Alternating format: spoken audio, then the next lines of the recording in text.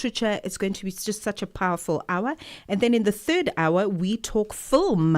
I know that's your favorite thing. As an African, film as a tool for storytelling is quite popular. So Kachi Benson and Moteo Moeng are going to be joining us. They are our guest filmmakers, and we are going to be looking at African excellence in documentary filmmaking. I think as a subgenre, documentaries are like a personal favorite of mine. So I'm looking forward to this one. You prefer documentaries over just, the regular films and cinematic, all that kind of stuff? I really do. Fiction? Yeah, and I think right now, I think because Africans have their power back, the power is ours for the taking, the way we documentary is just extraordinarily special. So, we've got a thing or two to teach the others in the world. I tell you who has a thing or two to teach. It's the Springboks this coming weekend. They'll be playing against Italy and Mzansi. This is more than just a game. It's a celebration of history. 30 years ago, the Springboks united our nation with that iconic Rugby World Cup victory, and now the mighty the mighty Boks are back. Don't miss South Africa versus Italy in the 30th anniversary commemoration match this Saturday, 12th of July, 4 p.m. Central African Time. Watch it live on SABC2 or stream it anywhere on the SABC Plus app. Download the SABC Plus app today on iOS or Android or on your smart TV. Switch to stream, no subscription. SABC Sport, for the love of the game. Darubini ya Afrika na I am Henry Shakif.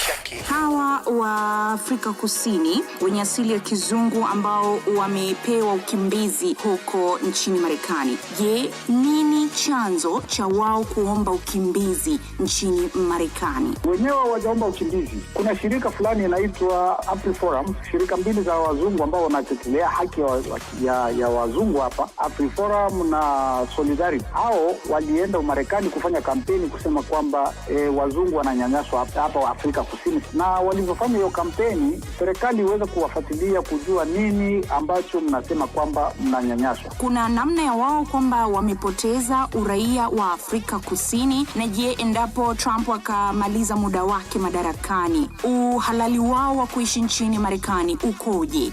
Itakuwa vigumu, kifupi itakuwa vigumu wenyewe kupoteza uraia wao. Darubini ya Afrika 11 kamili hadi 12 kamili majira ya Afrika ya Kati. No matter where you are, Channel Africa is always with you. The Upside, taking the African perspective to fresh levels.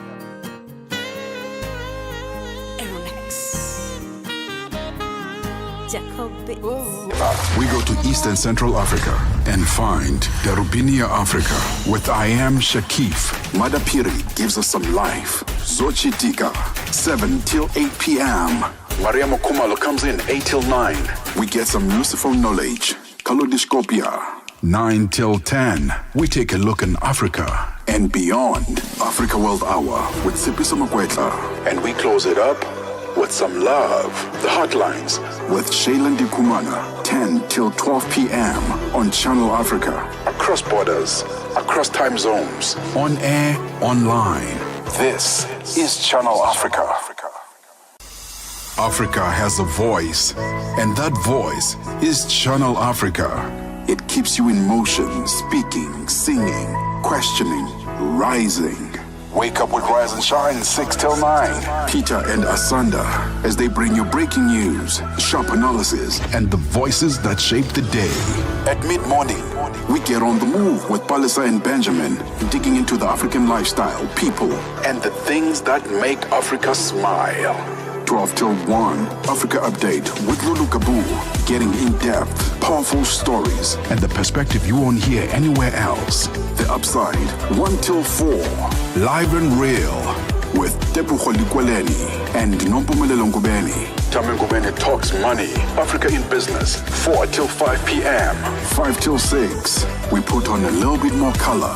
Vue d'Afrique with Joel Moteba. We go to Eastern Central Africa and find Darubini Africa with I am Shakif. Madapiri gives us some life. Zochitika, 7 till 8 p.m. Mariamo Kumalo comes in 8 till 9. We get some useful knowledge. Kalodiscopia, 9 till 10, we take a look in Africa and beyond. Africa World Hour with Sipiso Makwetla. And we close it up with some love. The Hotlines with Shailen Dikumana. 10 till 12 p.m. on Channel Africa. Across borders, across time zones, on air, online. This is Channel Africa. Africa has a voice, and that voice is Channel Africa. It keeps you in motion, speaking, singing, questioning, rising. Wake up with Rise and Shine 6 till 9. Peter and Asanda as they bring you breaking news, sharp analysis, and the voices that shape the day. At mid-morning, we get on the move with Palisa and Benjamin, digging into the African lifestyle, people, and the things that make Africa smile. 12 till 1, Africa Update with Lulu Kabu, getting in-depth, powerful stories, and the perspective you won't hear anywhere else. The Upside, 1 till 4, live and real, with Tebogo Lekhuleni and Nompumelelo Ngubeni. Tame Ngubeni talks money, Africa in business, 4 till 5 p.m. 5 till 6, we put on a little bit more color. Vue d'Afrique with Joel Moteba. We go to East and Central Africa and find Darubinia Africa with I Am Shakif. Madapiri gives us some life. Zochi Tika, 7 till 8 p.m. Maria Mokumalo comes in 8 till 9. We get some Lucifer knowledge.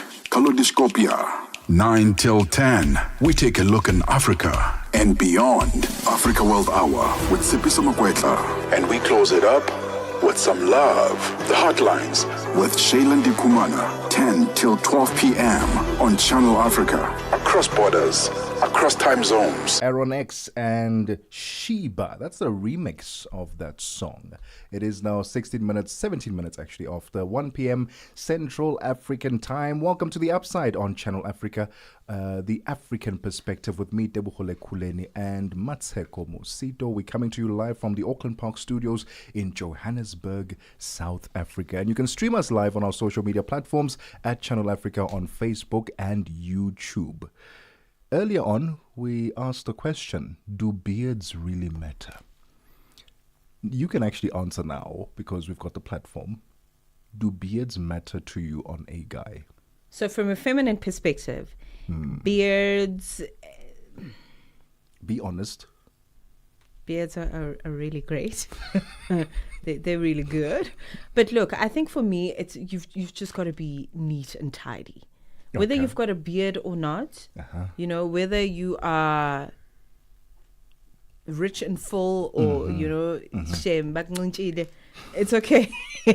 You know, I think for me, what's most important is the guy neat and tidy and well groomed. Because you can have the beard, you know, you can have the full face, so to speak, and just be the most unkept human being on the planet. And you know, there's like a dreadlock on the left side, and other things crawling on the other side, and it's just a hot mess, you know. So for me, just being neat and tidy, to be perfectly honest, that's the thing for me. Be well groomed. All right, let us know on our WhatsApp line +27634069126. 4069126. Here, let's hear what you had to say about this topic.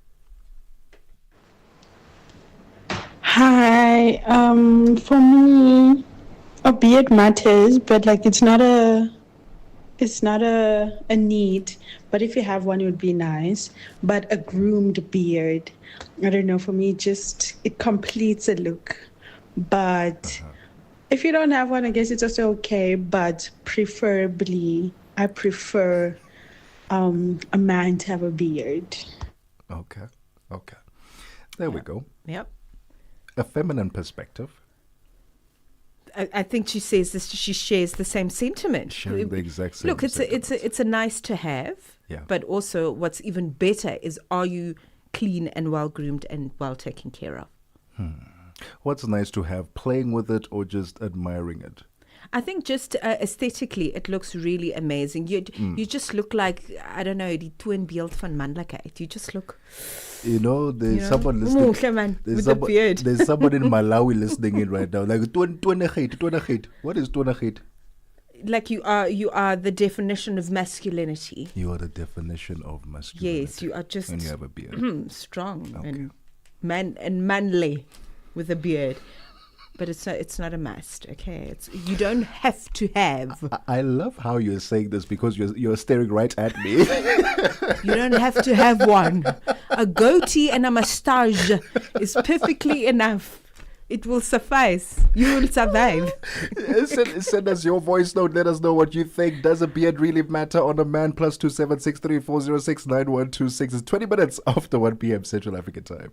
Es-tu préoccupé par quelque chose? Es-tu passionné par les questions qui comptent? As-tu une voix qui mérite d'être entendue?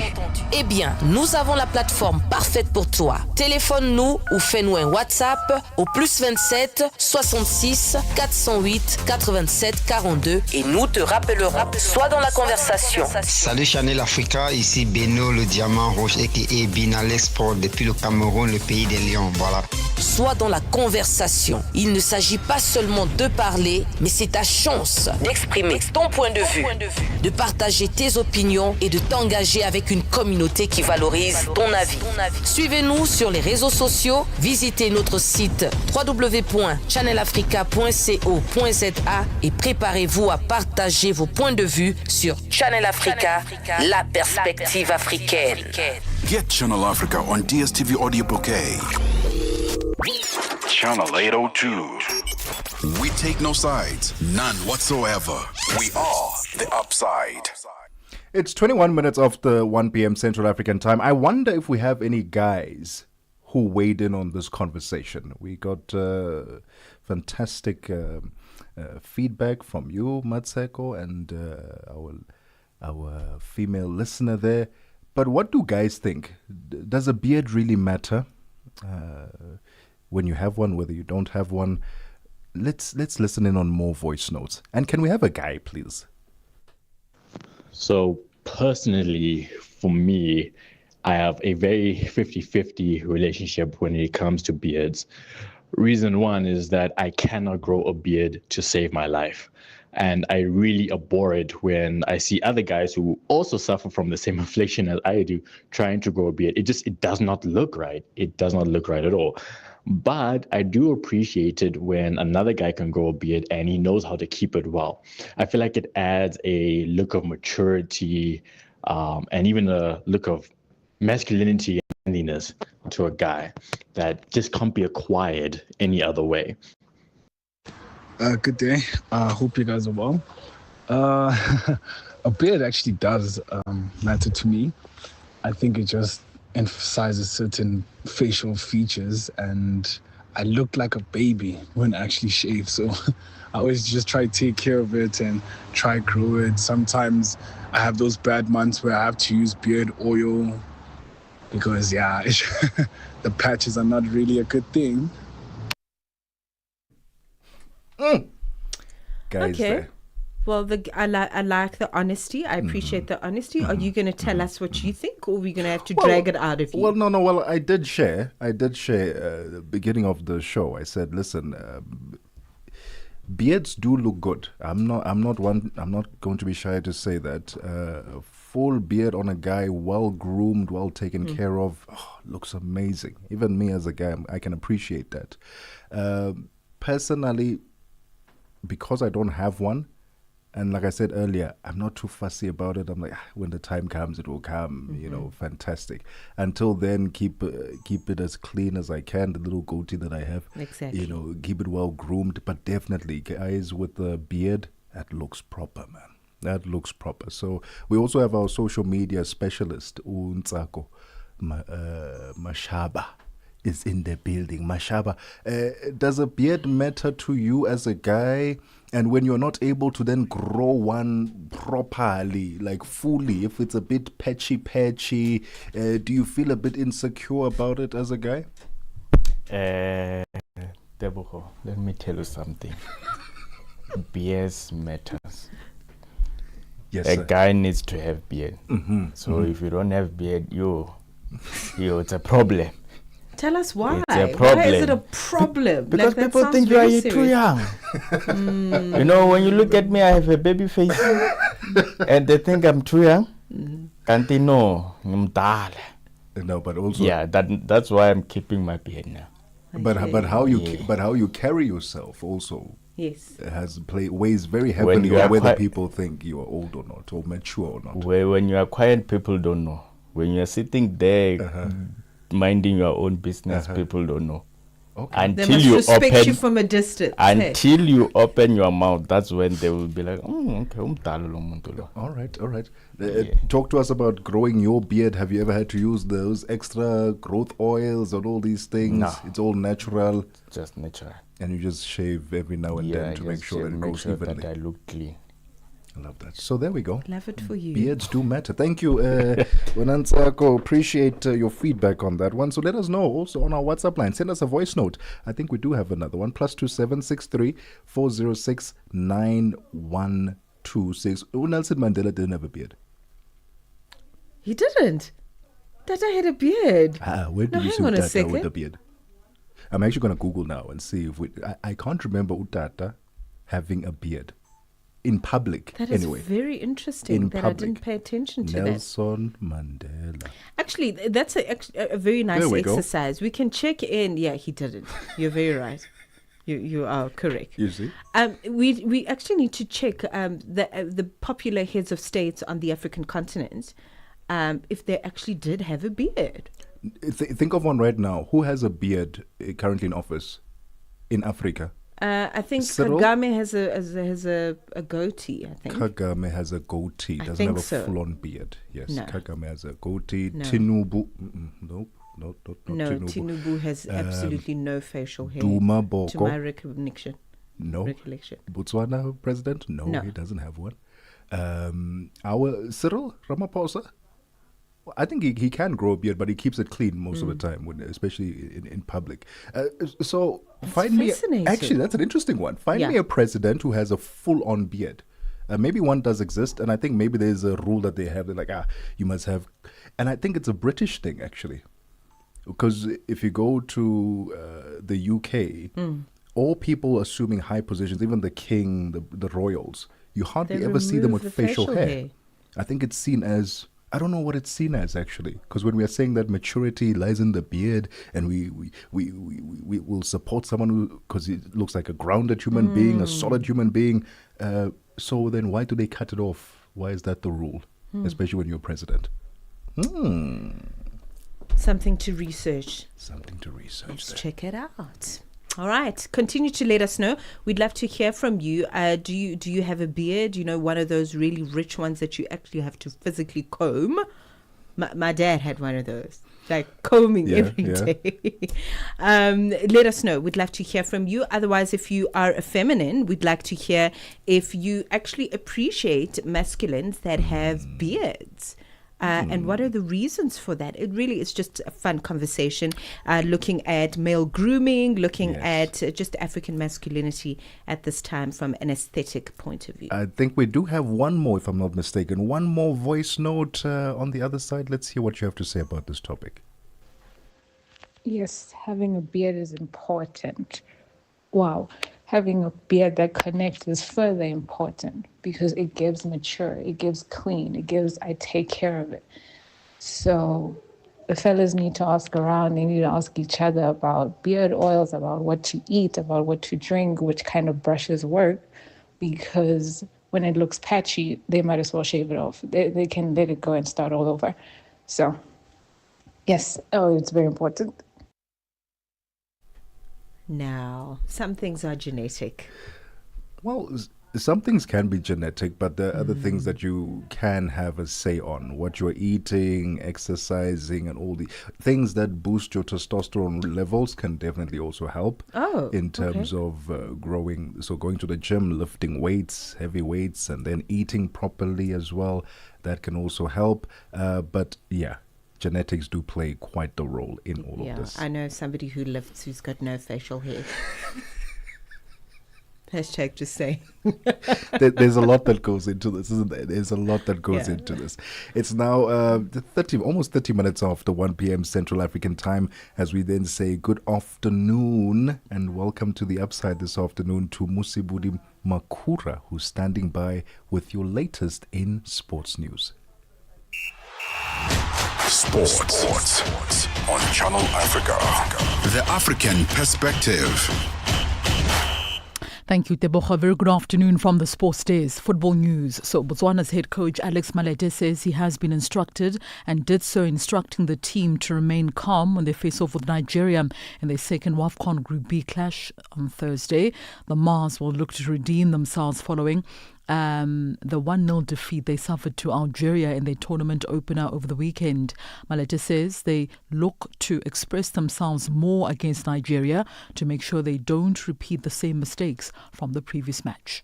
We have to be calm and not desperate when we face Nigeria. We have to, express ourselves, be able to express ourselves in terms of things that we do well. Look at Nigeria as well and see what they do well and see what they struggle with and do our best to use that to our advantage. But what I'm happy about is the positivity within the camp, is the spirit within the camp, is the unity. Right, we'll stay with the WAFCON tournament. Banyana head coach Dr. Desiree Ellis is happy to have secured a positive result to kick off their Women's Africa Cup of Nations title defence last night. So this after Banyana collected all 3 points, currently leading Group C after their hard-fought 2-0 victory over Ghana last night. Now, speaking at the post-match presser, Ellis was glad that the team managed to create enough chances, but more importantly, kept a clean sheet. Defensively, we were really sound. We always know we're going to create chances, and we always say we can keep a clean sheet, we'll win the game. And today our whole team played defensively really well, but it was extremely hot out there, and I think the cooling break was welcome. I think we made the changes at the right time as well, and that also really helped to settle down the team. But take nothing away from Ghana, they're still a quality side, because that 15 minutes really could have changed the game if we had to concede there, but we stuck in there and hung around and took a little bit more control and got the result that we wanted. Ellis also admits that it was rather a challenging match and had to remind the players to tap into their usual style of play to press the Ghanaian youthful side. Well, I think they started really well. They had us under pressure the first 15 minutes. We couldn't get out of our build-up. We changed things a bit and then got out and started getting onto the ball a lot more, because that is our strength. And I haven't seen the penalty though, but I know the foul was in the box, but I haven't seen the penalty. Sometimes it goes for you, sometimes it doesn't go for you, and I think the second goal came also at a great time. We could have finished it off with the third one. They got almost back in. We had a couple of chances, but if you look at the game overall, I think it was even Stevens, because Andile made quite a couple of saves as well. I thought we handled the long ball very well. We knew that it would come from the left-hand side, and in the midfield, I thought Linda controlled that part of the game. Right, so Banyana will be back in action this coming Friday. They'll face off with Tanzania in their second match of Group C. And by the way, Tanzania having lost to Mali last night by 1-0. So Mali as well as South Africa on the same number of points in Group C. That's 3 points. But of course, South Africa up top because they have scored more goals than Mali, who just scored 1 goal last night. On to this now. Yannick Sinner said he could not accept his progress to the Wimbledon quarterfinals as a win after a tearful Grigor Dimitrov was forced to retire, an emotional end to their match last night. So the world number 1 Sinner was staring at the prospect of a shock defeat as he trailed Dimitrov by 2-0 when the Bulgarian 19th-seeded player dropped to the floor in pain. The 34-year-old Dimitrov, who has now been forced to retire in each of his past 5 Grand Slam appearances, clenched his right pectoral muscle and could not continue following a short medical timeout. Sinner, a 3-time winner of a major tournament, has now only become the 9th man in the Open era to reach 7 consecutive Grand Slam quarterfinals. But that was not an achievement he felt he could celebrate on centre court last night, instead concerned only with his friend's well-being after a heartbreaking conclusion. Well, honestly, I don't know what to say, because he is an incredible player. I think we all saw this today, and he's been so unlucky in the past couple of years. An incredible player, good friend of mine also, and we understand each other very well off the court too. And seeing him in this position, it's honestly, if there would be a chance, that he could play, the next round, he would deserve. And but now, mostly, I hope he has a speedy recovery. On to cricket news now. Cricket South Africa earlier on this afternoon announced the South African under-19 main squad for the upcoming 3-match Youth One-Day International Series against Bangladesh. That will then be followed by a tri-series involving the host Zimbabwe as well as Bangladesh in Harare. Now, the 3-match home series against Bangladesh will be played from the 17th until the 22nd of July at the Willamore Park in Benoni in the east of Johannesburg, before both teams then travel to Zimbabwe for a tri-series scheduled from the 25th of July until the 10th of August. The tour forms part of the squad's ongoing preparation for the ICC Under-19 Men's Cricket World Cup next year that is set to take place in Namibia and Zimbabwe early next year. So inland batter Mohamed Bulai as well as the Lions all-rounder Jason Rolls will continue to share the captaincy duties, having led the junior Proteas during the recent series against Namibia. There are also 3 new faces in the squad, with Lions duo of Korene Botha as well as Arman Manak also being part of this team alongside Titans batter Vihan Pretorius, all earning their maiden call-ups for the national age group side. And just a quick one regarding ongoing cricket at the moment. South Africa facing off with Zimbabwe on day 3 of the second test. Zimbabwe trailing South Africa by 278 runs. They are currently on 178 for the loss of 6 wickets. That's after 59 overs. What this means is that South Africa now need just 4 wickets to win the second test match. That's a wrap from the sports desk at this hour. It's 13:36 p.m. Central African Time. For any sports stories you'd like to share with us, send us an email to newsroom@channelafrica.co.za or give us a call. The newsroom line is +27 11714 4459. For Channel Africa Sport, I am Mosito Makura. Sports on Channel Africa. The African Perspective. Parlez-vous couramment le français? Êtes-vous passionné par la radio? Et êtes-vous qualifié pour travailler en Afrique du Sud? Envoyez-nous votre CV et vos 3 minutes démo en MP3 à @channelafrica.co.za pour avoir une chance de rejoindre la famille Channel Africa. Si vous n'avez pas de réponse après 14 jours, cela signifie que vous n'avez pas été retenu. Channel Africa, la perspective africaine. The Upside. On the Upside, your voice matters. It's 37 minutes after 1 p.m. Central African Time. Let's say good afternoon now to Chandu Kolik, who has your business news. Business news on Channel Africa. The African Perspective. Thank you, Tebogo, and good afternoon.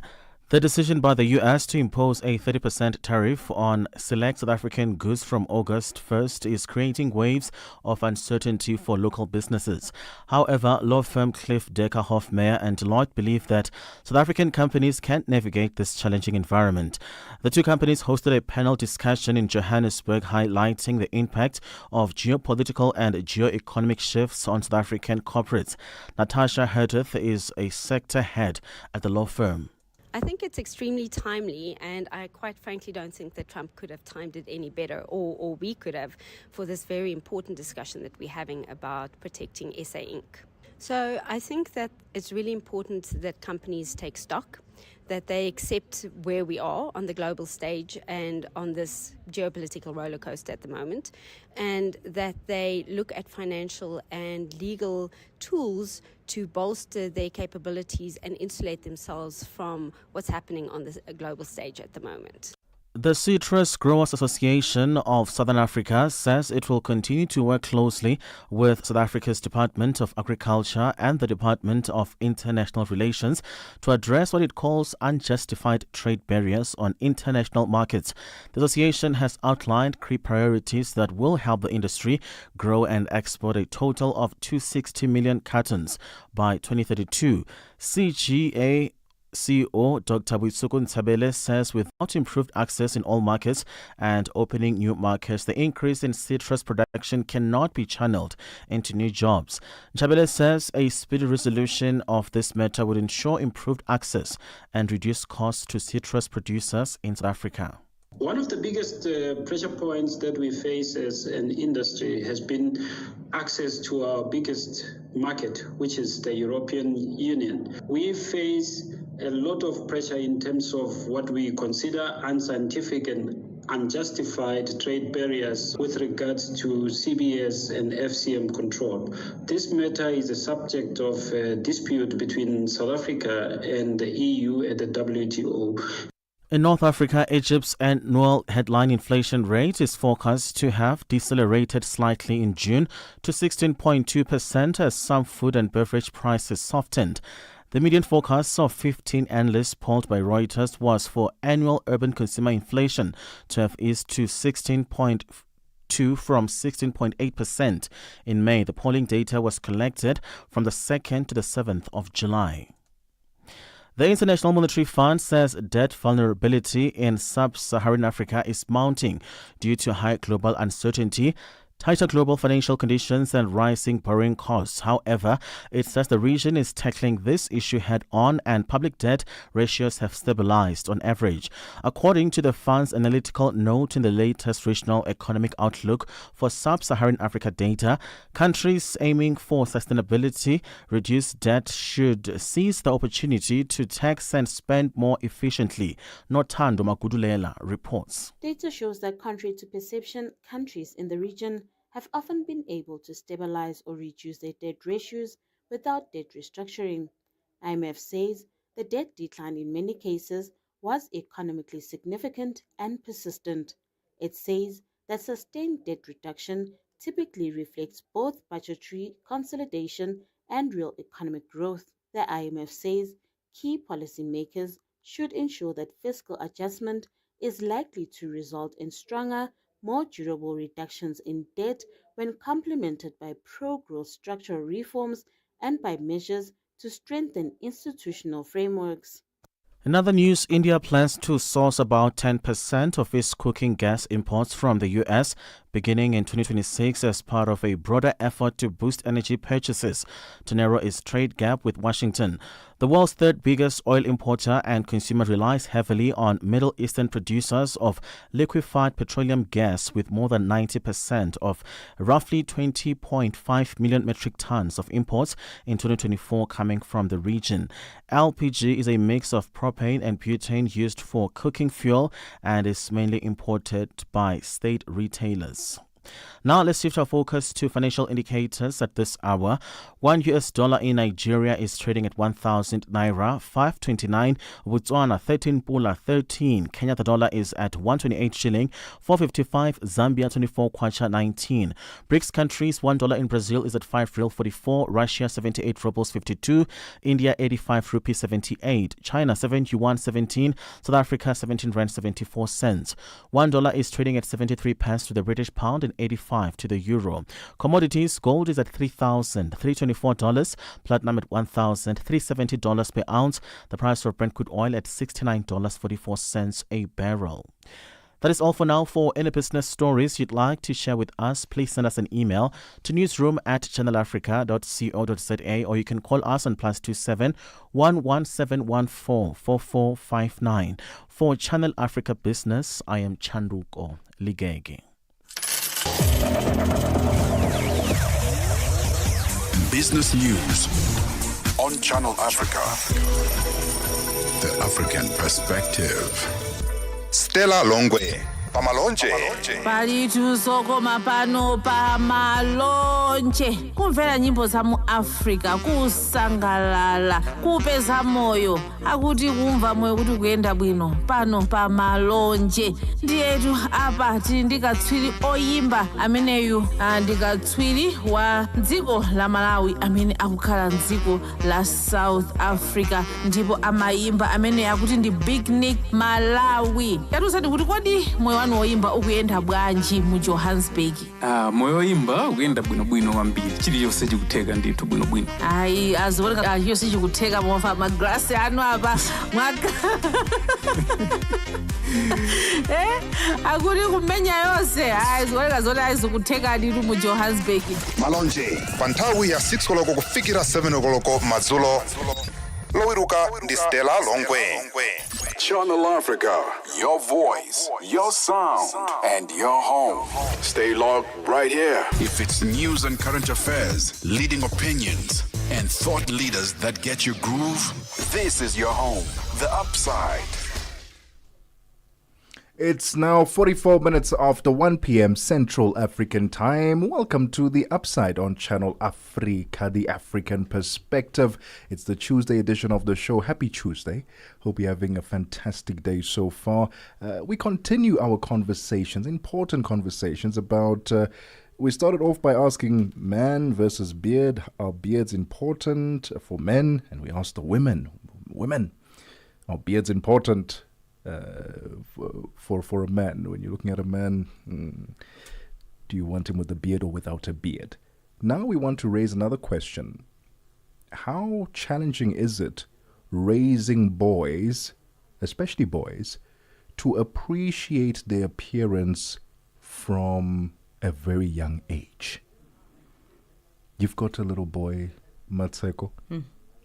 Have you started teaching him to appreciate himself? When he looks at himself in the mirror, he's like, yo, I am the most handsomest boy in the world.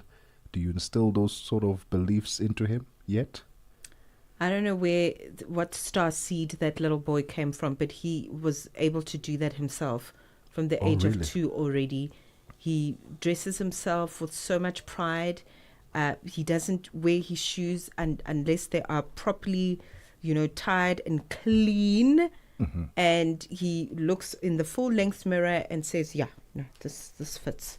He is very appreciative of his appearance, and he takes pride in his haircuts.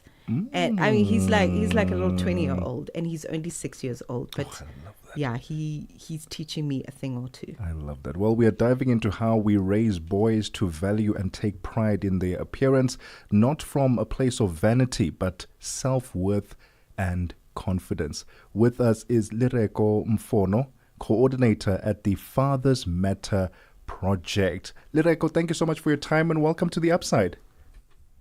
Thank you for having me, Tebogo. Let's talk about raising boys. And we compare it and contrast to yesteryear, how boys used to, value their appearance back then to what we are seeing now. Has there been a shift? Are we seeing more boys become more aware of their appearances?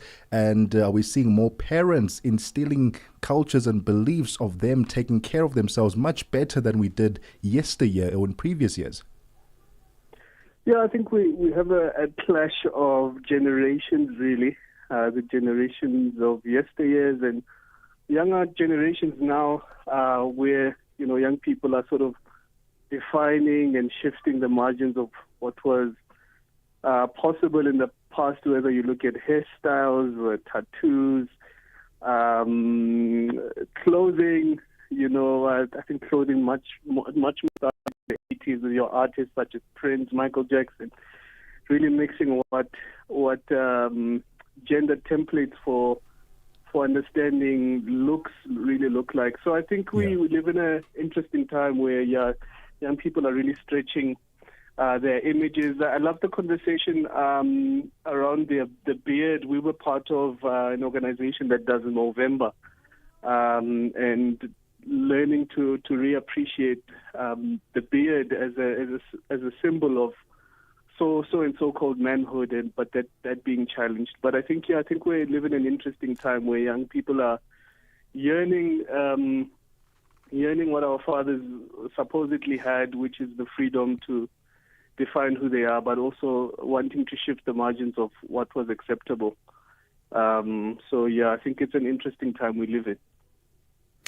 A very interesting time, Lireko. I want to talk about the importance of teaching boys about grooming, but it's interesting that you weave in Movember in this conversation, because that's more than just about the beard, hey? It's about men's health as well.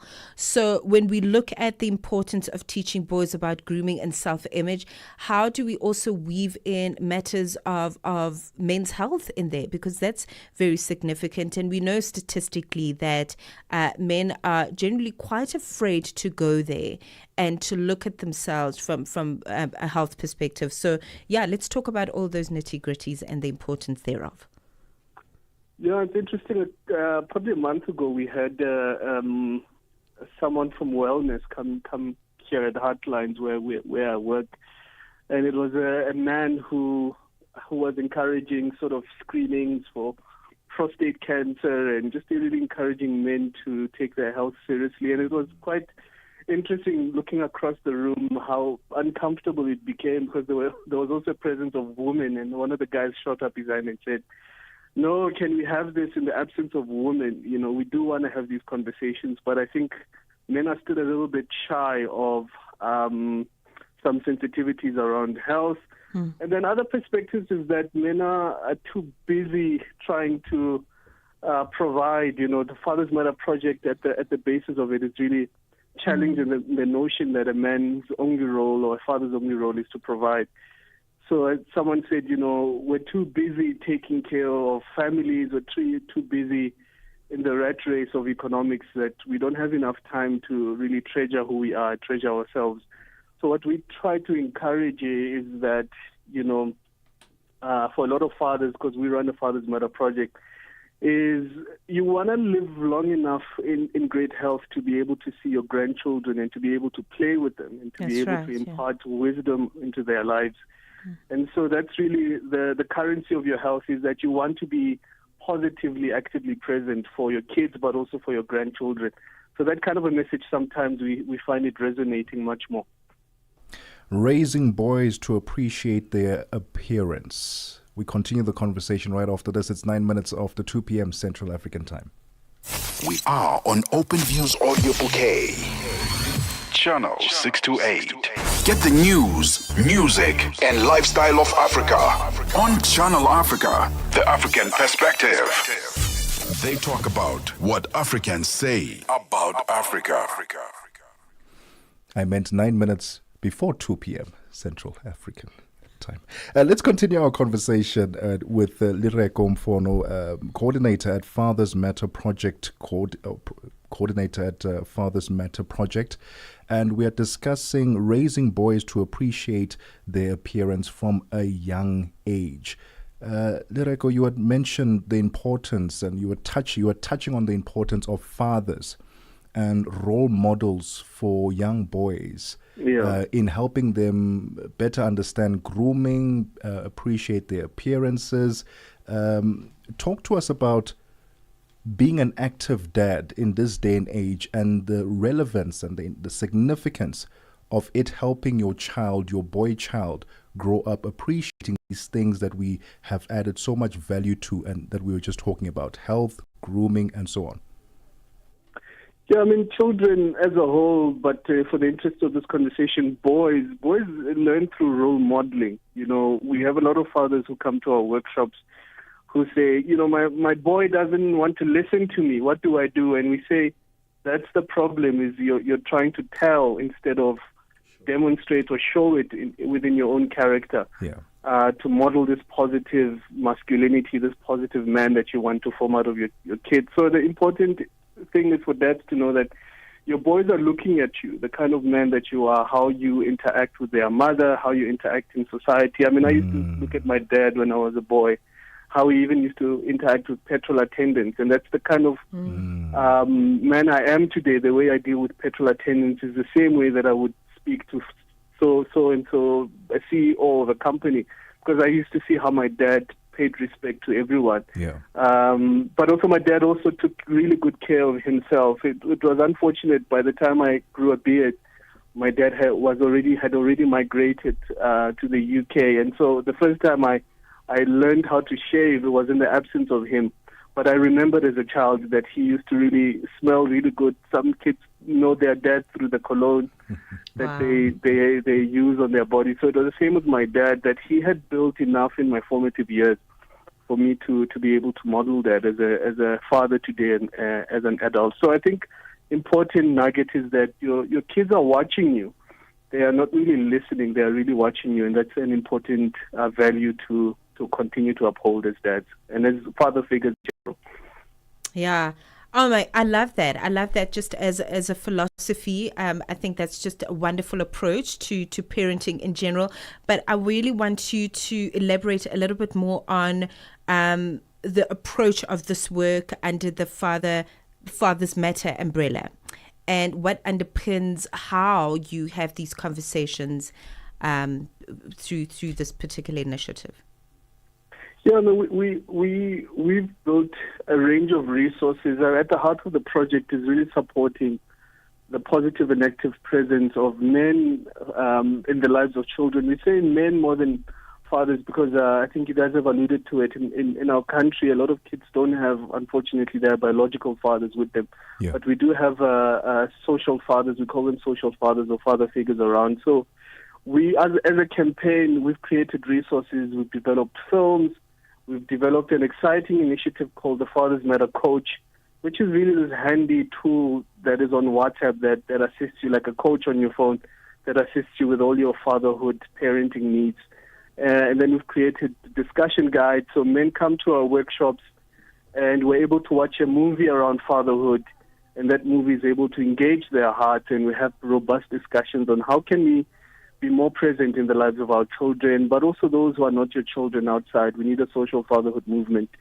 So Heartlines has always been known for their resources, for their films, but also for our community work, which underpins our work around values in our country. We think when fathers and men are actively and positively present in the lives of children, that's what would shift the dial in our country in terms of crime, in terms of work, in terms of how young people see themselves, the value that they would gain from a positively present father. And so that's really our contribution to society is to say, fathers, you are needed. Men, you can play a much greater role to form young people. And what advice would you then give single mothers raising boys? Wow, probably... they are probably one of the most important figures in this conversation because single moms, our communities have held together because of them. But in the same vein, we've had challenges with some aspects around single mothers being gatekeepers for dads to be able to play that role in the lives of their kids. So it's a dual kind of role, dual kind of perspective where single mothers have done really well with raising kids, but some of them have been gatekeepers, preventing dads from playing that role. So it's really as a project we are embracing them and saying, let's have this conversation with you, because when we have single mothers enabling fathers to play that role, it helps the child to be able to have that access to their dads. But also when we have single mothers saying, we have a lot of single mothers who are saying, we want our boys to be mentored. How do we get that? And we're able to assist single mothers who are looking for mentorship, positive male mentorship for their boys. So we've invited them to this conversation. Lastly, we have a Father's Matter for Women's resource we found in our workshops, because our workshops are not only for men, we invite women. And we found that there was a need around the father wound. A lot of women grew up without fathers and have a father wound, that there was no father to affirm them when they were growing up. And so we've created a resource that is currently in development for women to engage around father wounds and how have they manifested in their own lives, as some of them as single mothers, but some of them as wives, who are navigating parenting alongside their husbands. So a very, very critical role that single mothers play. Lireko, thank you very much. I think this is just such an important conversation. And, for me, I don't know, perhaps because I've got a boy child, but I think weaving a conversation and, social work at this level for the boy child is very important. There's a lot of work that's been done for the girl child. But Absolutely. If we are to build a kingdom and a new earth, we cannot leave the boy child behind. So absolutely, big love to Heartlines, and I wish you all the best, personally wishing you all the best for this wonderful project, the Fathers Matter project, and of course you in your capacity as the lead coordinator. Where can we find out more about Father Matters? Perhaps I want to volunteer, my expertise or share resources. Where can I find you? We've made everything relatively easy to get hold of on our website. So fathersmatter.org.za. fathersmatter.org.za. You'll get resources there. You'll be able to get in touch with us there. You'll see our resources such as our films there. You'll see how you can partner with us there. So fathersmatter.org.za. Lereko, thank you so much for your time this afternoon. The voice of Lereko Mfono, Fathers Matter Project Coordinator. Check them out on social media. It's now almost 2 p.m. Central African Time, and SABC Sport brings you Chasing the Sun, a powerful 5-part documentary series about the Springboks, telling the rousing tale of their path to redemption and ultimately World Cup glory in 2019. Starting on the 13th of July at 7:30 p.m. Central African Time on SABC2. Tune in every Sunday for the highs, the heartache, and the heroics that make rugby history. Stream each chapter on SABC Plus anytime, anywhere. No subscription needed. Don't miss Chasing the Sun this Sunday at 7:30 p.m. on SABC2. Be there when history shines.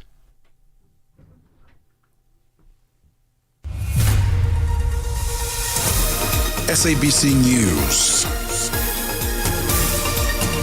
The African perspective.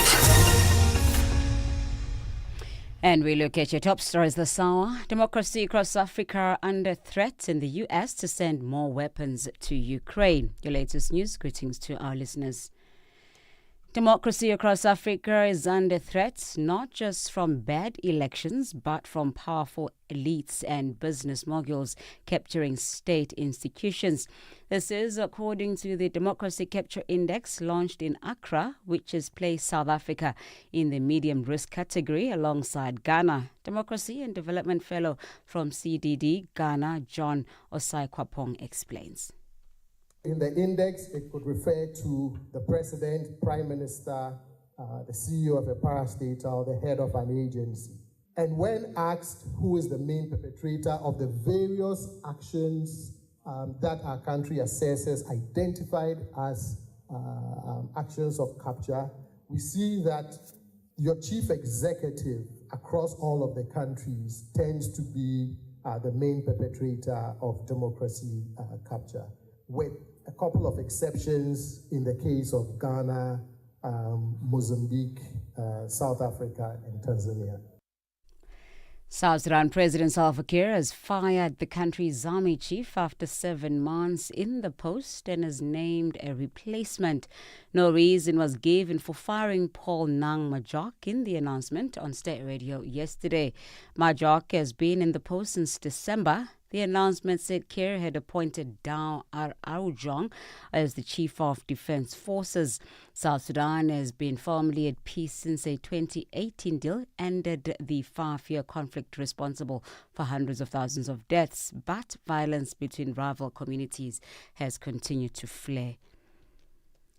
Over 60 undocumented migrants have been arrested during a raid at various businesses in the west of Johannesburg in South Africa. The raids were led by Acting Chief of Johannesburg Mayor Kenny Kunene and the city's law enforcement officers.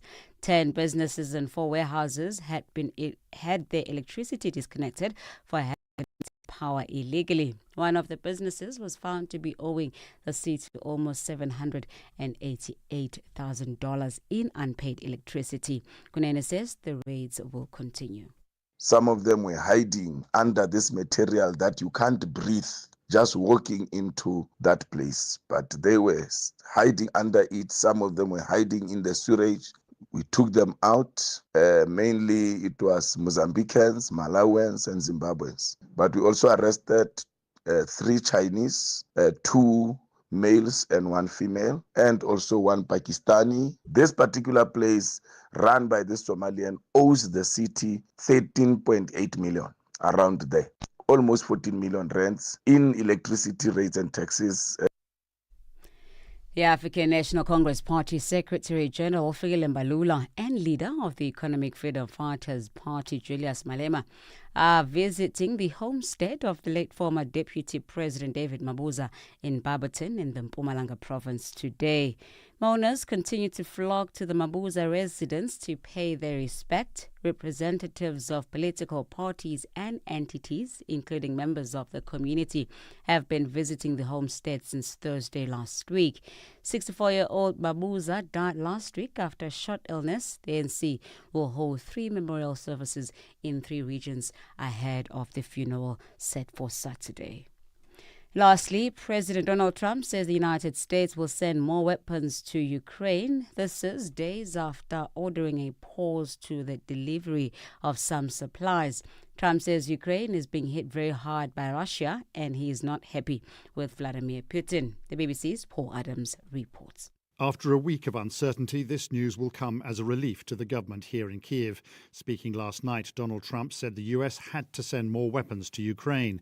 They must be able to defend themselves, he said. The Pentagon said the additional weaponry would be defensive, but did not provide any more details. This all suggests that recent contacts, including the latest phone call between Mr. Trump and Ukraine's President Volodymyr Zelensky, have resolved, for now, issues raised by the Pentagon's announcement that it was suspending the supply of some vital weaponry.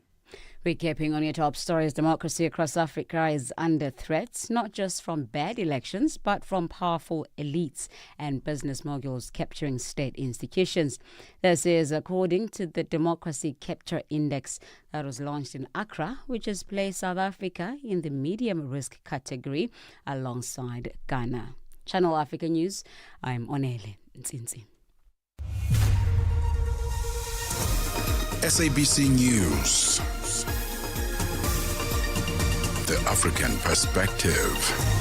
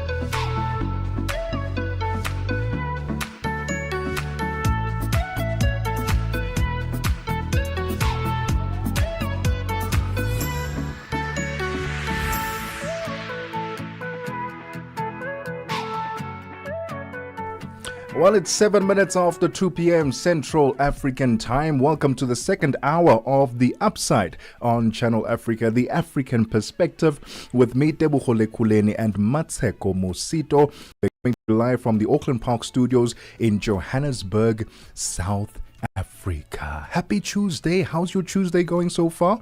Let us know on our WhatsApp line, +27 63 406 9126. And you can stream us live, see our lovely studio at Channel Africa on Facebook and YouTube.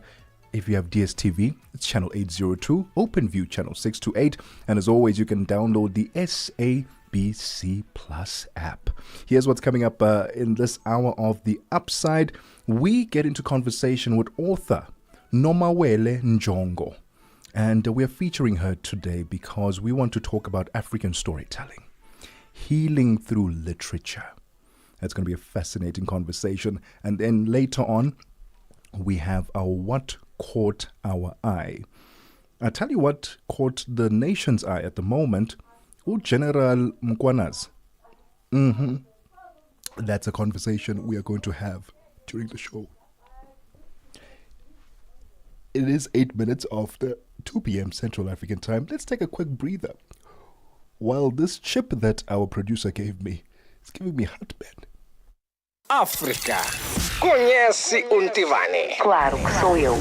Ntivani é o amante da música de corpo e alma. Eu amo música africana. Ele aprecia todos os tipos de melodias e passa os seus dias a ouvir a Channel África.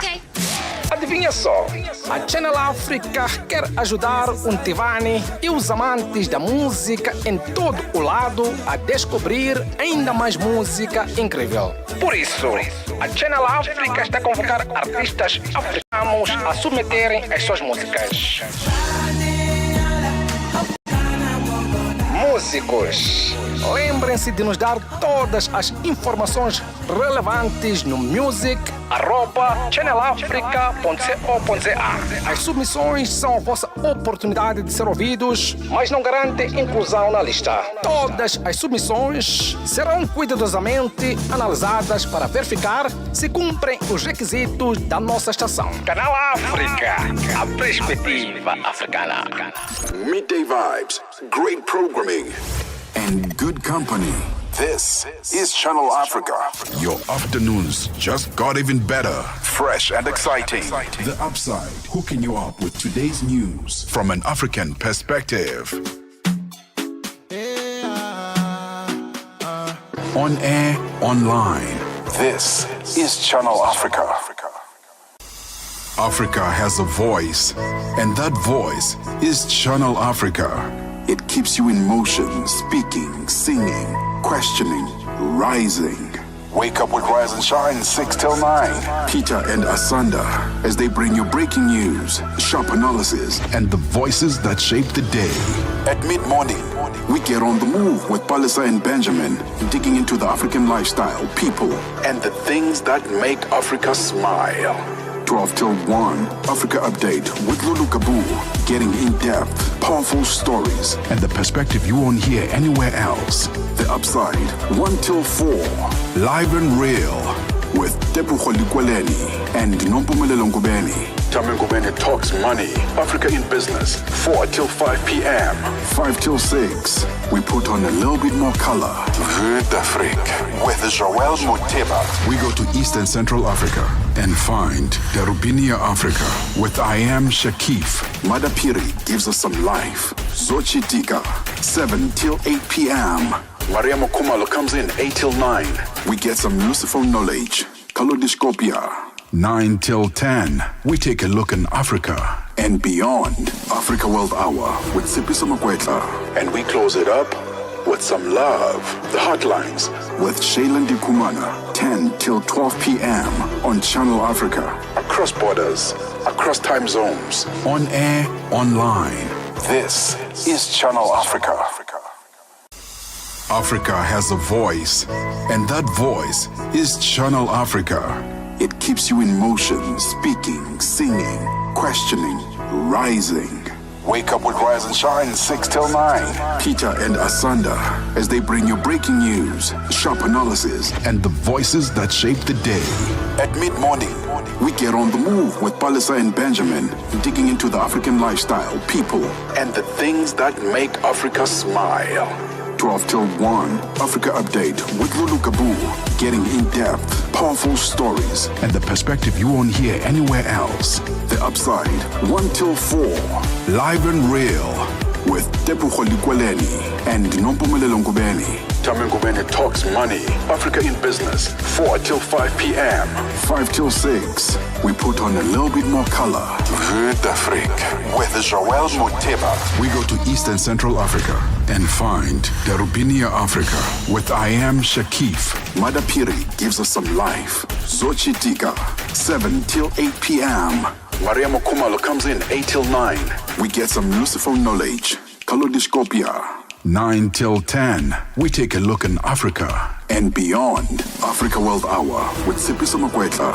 And we close it up with some love. The Hotlines with Shailen Dikumana. 10 till 12 p.m.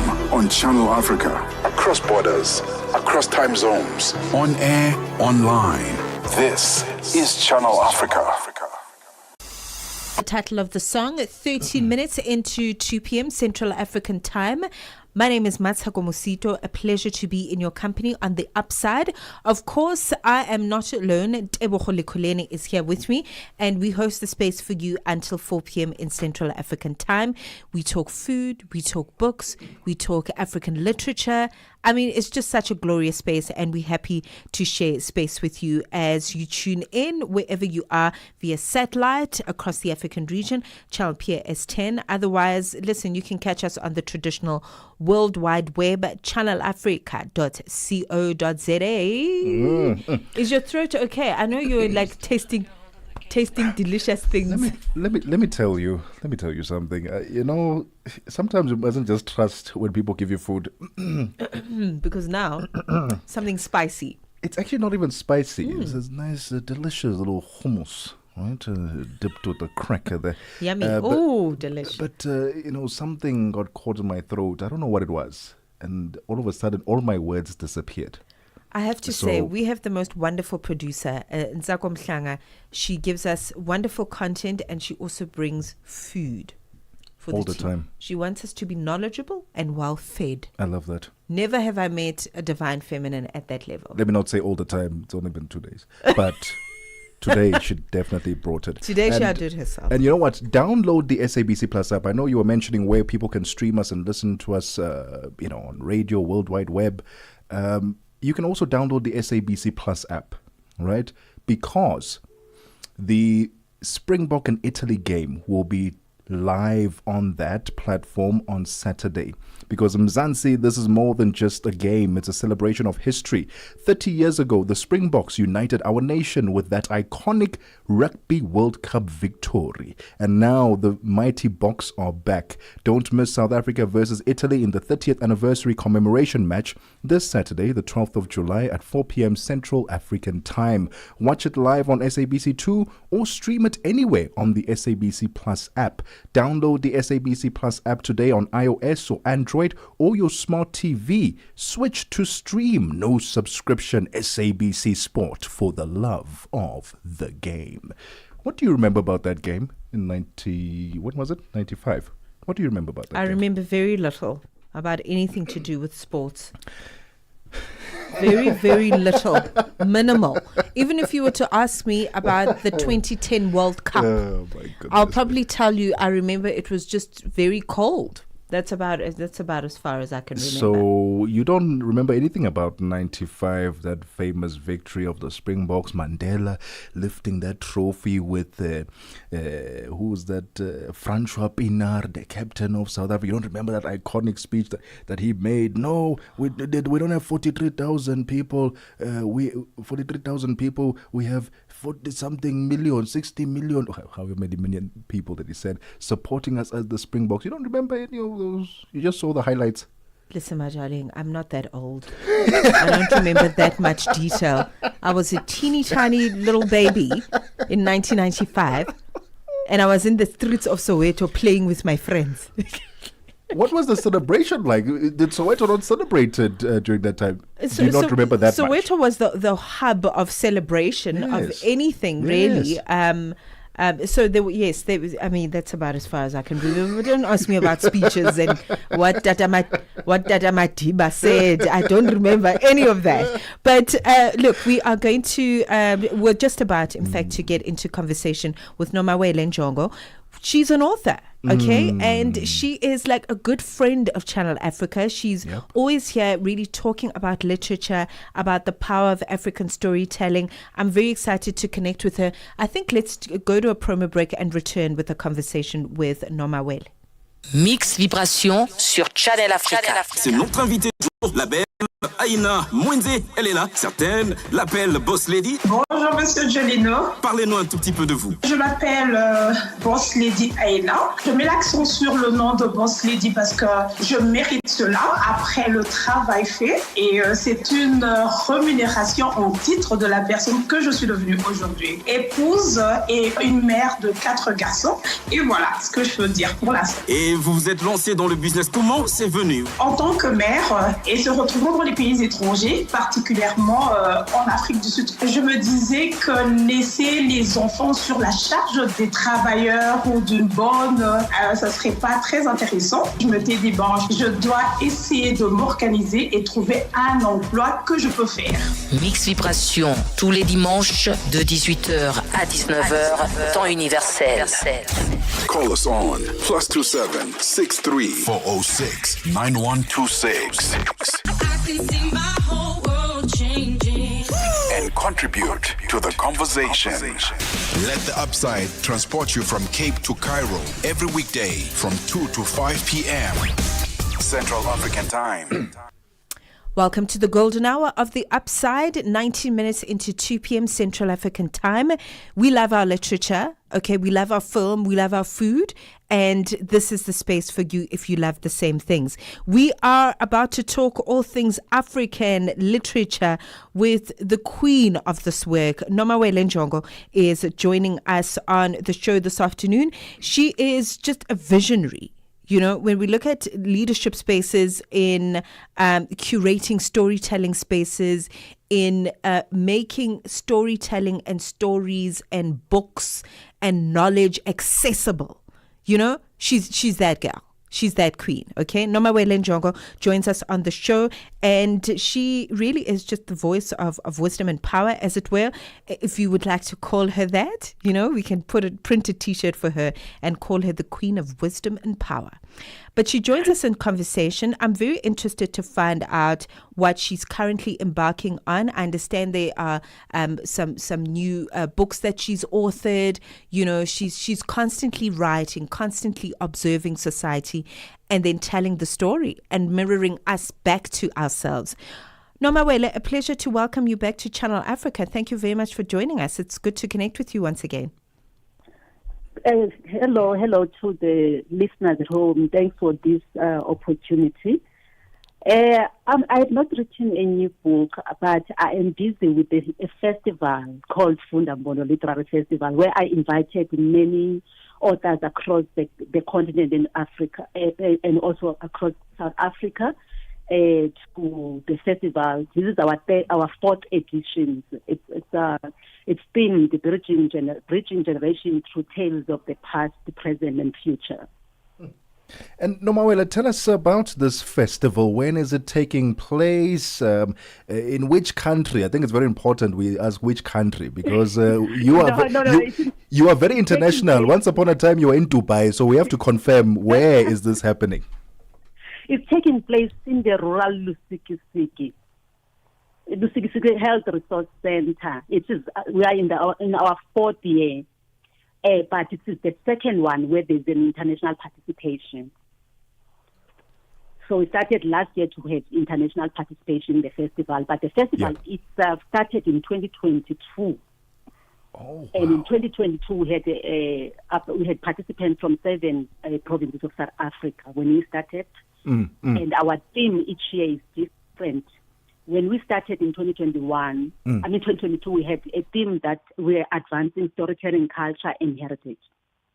Then 2023, reimagining storytelling, that was our theme. And then 2024, it was brewing stories, building community. Then this year, we're bridging generations through tales of the past, present, and future. Nomawele, let's talk. I mean, you wear many hats, right? You're a published author. You are an event organizer. You are a human rights activist, in your own right. So there are many hats that you wear, and also many themes that crisscross in the work that you do as you cross-pollinate.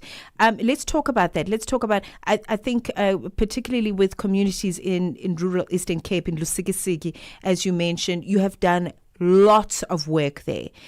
Let's talk about the impact of the work there. How the story began. It started with me writing my first book. At the time, I didn't know that I was going to be venturing in all of this. I only knew that I wanted to write a book. And then that was 2019. Then 2020, my 2 sons, called Tina and Kwazi, wrote their own books. After they wrote their books, after I published, at the time I didn't consider myself as a publisher. Then I saw people sending their manuscripts, asking me to publish for them. Then the publishing house, Kwazi Tina, that's when it was born. It is named after my two sons, Kwazi and Tina. They were teens. They were 13 and 15 at the time. It inspired me. After seeing their books that were published in 2020 November, I also got inspiration where I then developed in 2021 the Africa Teen Authors Book Initiative. That is a continental project for teenagers. Then after that, that project of the teens inspired the development of Esgela, the project that I do with schools. And then from there, Funda Mpondo was born. After Funda Mpondo was born, I saw myself being recognized throughout, getting also some invitations across the continent, also outside, as a publisher and also as an author, also as an advocate for education. And I also got some awards. Besides awards, I'm also a Brand South Africa player part for flying the nation flag and also for being an active citizen. And then I also got recognized by the National Heritage of South Africa, the Voice of Heritage last year, and also the National Heritage.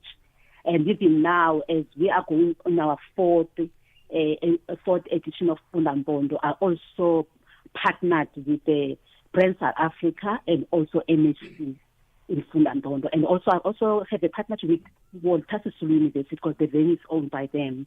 And also I've got other partners, media partners, that I'm partnering with them for the forthcoming Funda Mpondo. Actually, not just only them.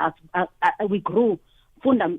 Whatever all the initiatives that I've been doing, without the collaborations, they wouldn't be succeeded. Individual collaborations, also small companies and bigger ones.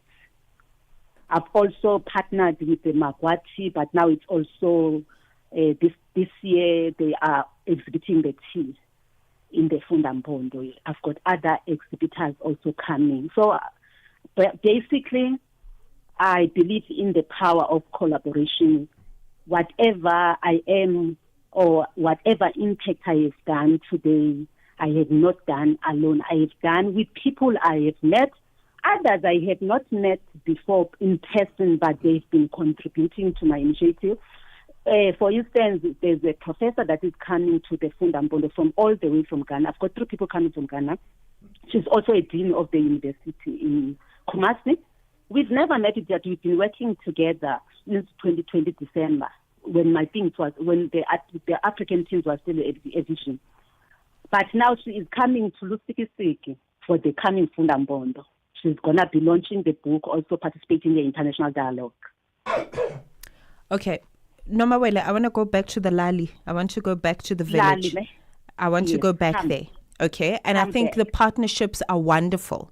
But talk to me about how Funda Mpondo is impacting the people that are there, the young people. You mentioned that you've got young children. So how are the young children in Lusikisiki impacted by this work with all the wonderful partnerships that you have mentioned?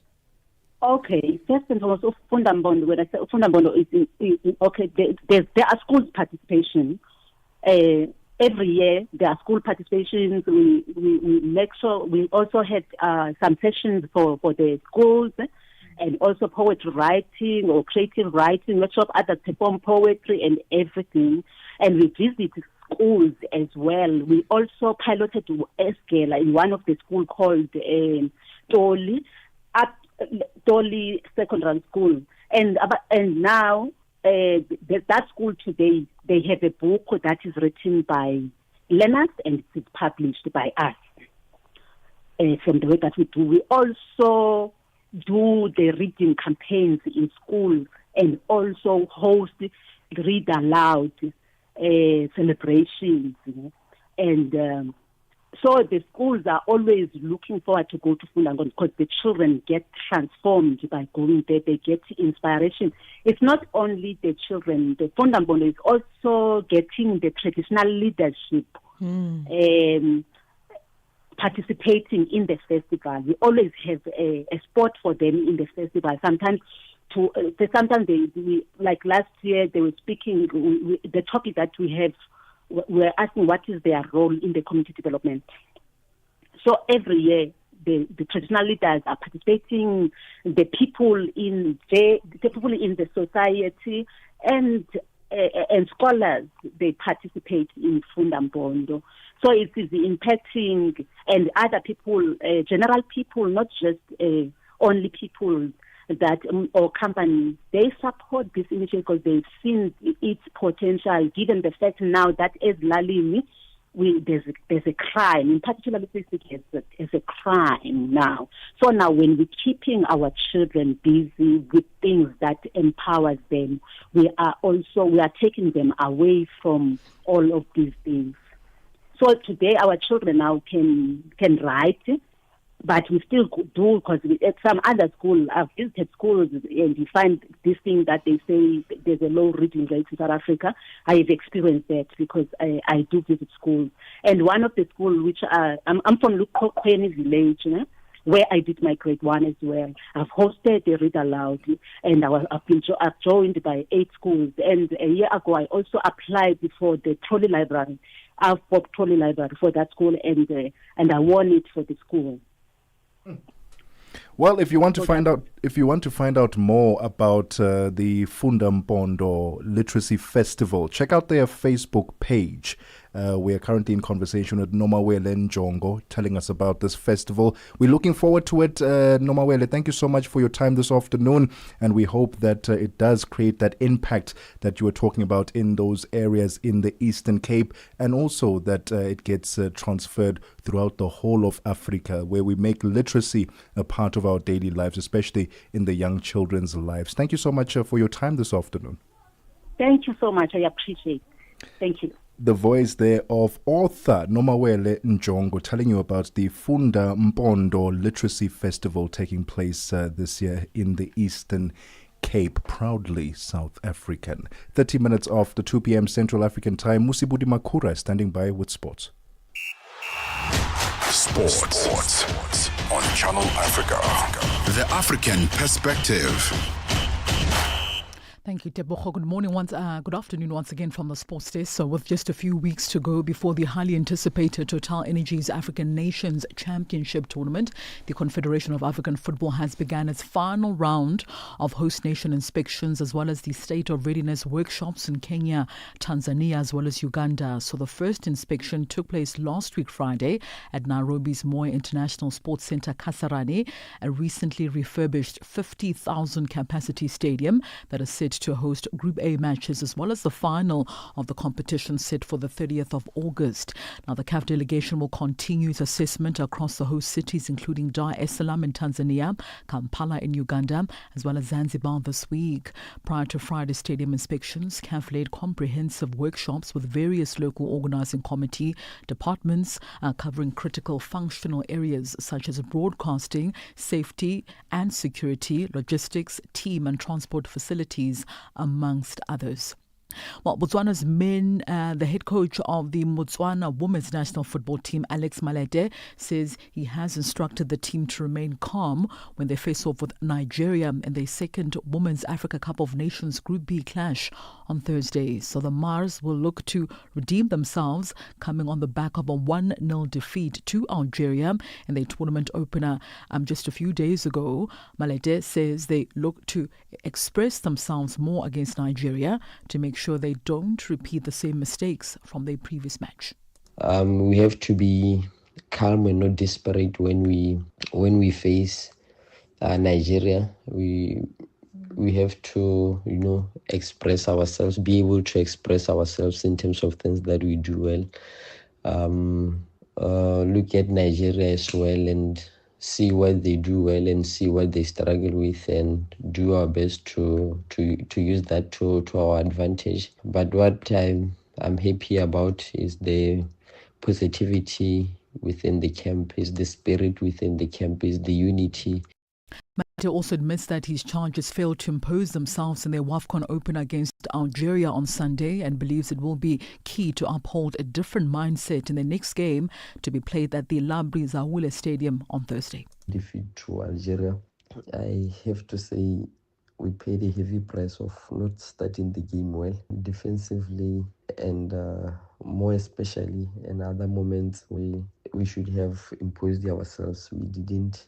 Defensively, we have too many gaps in between the blocks, and because of those gaps, we allowed Algeria to isolate our fullbacks. So their wingers 6 and 11 were always, they gave them width, and they had time and space to receive. And on to cricket news now. The Proteas interim captain Vian Mulder has revealed that he thought about walking away from Test cricket just days before becoming South Africa's highest individual scorer in a single innings. Mulder's unbeaten 367 of just 334 deliveries in the second Test against Zimbabwe surpassed Hashim Amla's 311 not out that came some 13 years ago against England, and also earned a place among the top 5 highest individual scorers in Test history. He made the shocking admission after the second day's play that he wanted to quit after being run out in the first match last week for just 17 runs.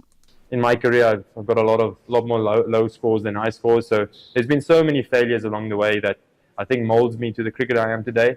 I think if you speak to Bedingham, Verena on day one of the previous Test, when I got run out for 17, I was like speaking, I think I should just hang up my boots, man. Like, honestly, it was really, really difficult to keep failing, and no matter how hard you work, just feel like you don't get the positives. So to get 2 scores in a row is truly special. And finally, top seed Arina Sabalenka faces a tricky test against Germany's Laura Sigmund, while Cameron Norrie, the last Brit standing, takes on defending champion Carlos Alcaraz when the Wimbledon quarterfinals officially get underway today. Now, the world number 1 Sabalenka recently called Wimbledon her dream tournament, but despite reaching the semi-finals twice, the 3-time Grand Slam winner has been unable to lift a trophy at the All England Club lawns.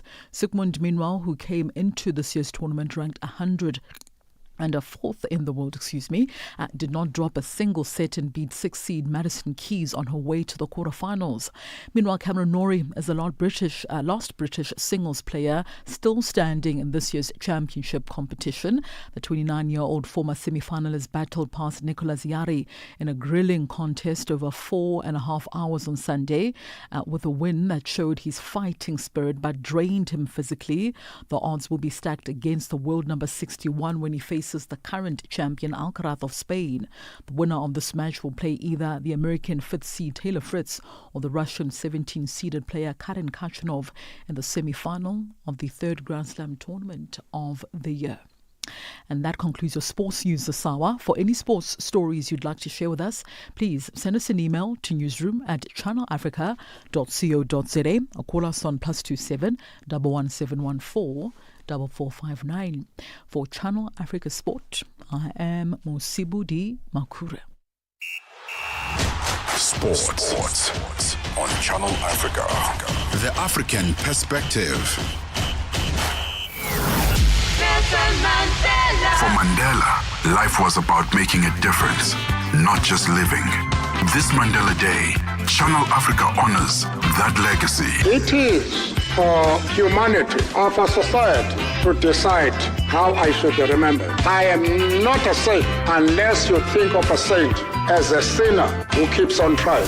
On Channel Africa, The African Perspective.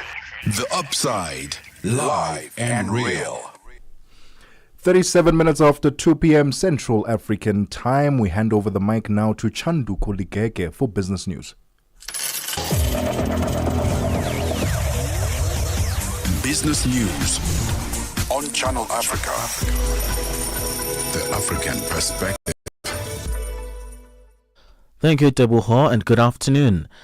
The decision by the U.S. to impose a 30% tariff on select South African goods from August 1st is creating waves of uncertainty for local businesses. However, law firm Cliff Decker Hofmeyr and Deloitte believe South African companies can navigate this challenging environment.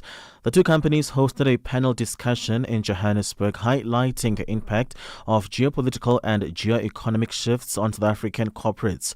Natasha Herdith is a sector head at the law firm. I think it's extremely timely, and I quite frankly don't think that Trump could have timed it any better, or we could have, for this very important discussion that we're having about protecting SA Inc. So I think that it's really important that companies take stock, that they accept where we are on the global stage and on this geopolitical roller coaster at the moment, and that they look at financial and legal tools to bolster their capabilities and insulate themselves from what's happening on the global stage at the moment. Powerhouse Asian economies Japan and South Korea have also had tariffs imposed on them by Trump from August 1st, say they'll try to negotiate with the U.S. to soften the impact. The two countries face tariffs of 25%. They are also focusing on the new 3-week window to press for an easier ride. Japan wants concessions for its large automobile industry, among other things, and South Korea says it plans to intensify trade talks with Trump administration over the coming weeks to reach a mutually beneficial result.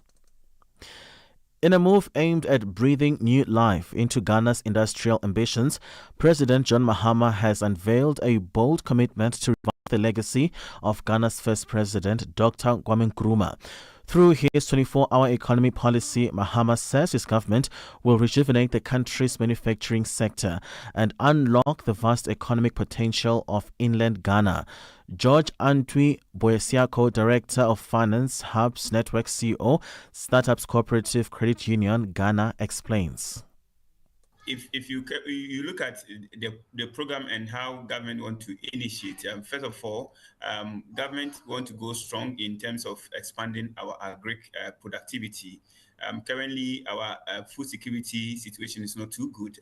We are doing about 30%. Government want to increase that to about 75%.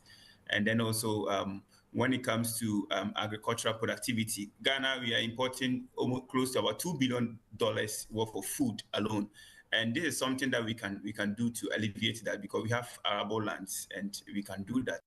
The International Monetary Fund says debt vulnerability in sub-Saharan Africa is mounting due to high global uncertainty, tighter global financial conditions and rising borrowing costs. However, it says the region is tackling this issue head-on and public debt ratios have stabilized on average. According to the fund's analytical note in the latest regional economic outlook for sub-Saharan Africa data, countries aiming to sustainably reduce debt should seize the opportunity to tax and spend more efficiently. Notando Magudulela reports. Data shows that contrary to perception, countries in the region have often been able to stabilize or reduce their debt ratios without debt restructuring. IMF says the debt decline in many cases was economically significant and persistent. It says that sustained debt reduction typically reflects both budgetary consolidation and real economic growth. The IMF says key policymakers should ensure that fiscal adjustment is likely to result in stronger, more durable reductions in debt when complemented by pro-growth structural reforms and by measures to strengthen institutional frameworks. India plans to source about 10% of its cooking gas imports from the U.S. beginning in 2026 as part of a broader effort to boost energy purchases to narrow its trade gap with Washington. The world's third biggest oil importer and consumer relies heavily on Middle Eastern producers of liquefied petroleum gas, with more than 90% of its roughly 20.5 million metric tons of imports in 2024 coming from the region. LPG is a mix of propane and butane used for cooking fuel and is mainly imported by state retailers. Let's now have a look at financial indicators. $1 in Nigeria is trading at 1,000 naira 529, Botswana 13 pula 13. Kenya, the dollar is at 128 shilling 455. Zambia 24 kwacha 19. BRICS countries, $1 in Brazil is at 5 real 44. Russia 78 rubles 52. India 85 rupee 78. China 7 yuan 17. South Africa 17 rand 74 cents. $1 is trading at 73 pence to the British pound and 85 to the euro. Commodities, gold is at $3,324, platinum at $1,370 per ounce. The price of Brent crude oil at $69.44 a barrel. That is all for now. For any business stories you'd like to share with us, please send us an email to newsroom@channelafrica.co.za, or you can call us on +27 11714 4459. For Channel Africa Business, I am Chanduko Ligege. Business News on Channel Africa. The African Perspective. Vue d'Afrique avec Joël Mouteba. Cette peur d'un point de non-retour nucléaire suffit-elle selon vous à légitimer une telle offensive, Monsieur Talati? Absolument pas du tout. Cela fait plus de 30 ans que l'Israël crie haut et fort sur les toits, où il veut se faire entendre que l'Iran serait à 1 an pour obtenir l'arme nucléaire. Parfois, l'Iran serait à 6 mois. Parfois, l'Iran serait à 2 semaines pour obtenir son arme nucléaire. Et curieusement, jusqu'à ce jour, il n'y a toujours aucune preuve que l'Iran a obtenu cette arme nucléaire, depuis les déclarations d'Israël et de certaines puissances parfois. Vue d'Afrique. Du lundi au vendredi de 15h à 16h, temps universel. Tune in and turn up the volume. This is Channel Africa.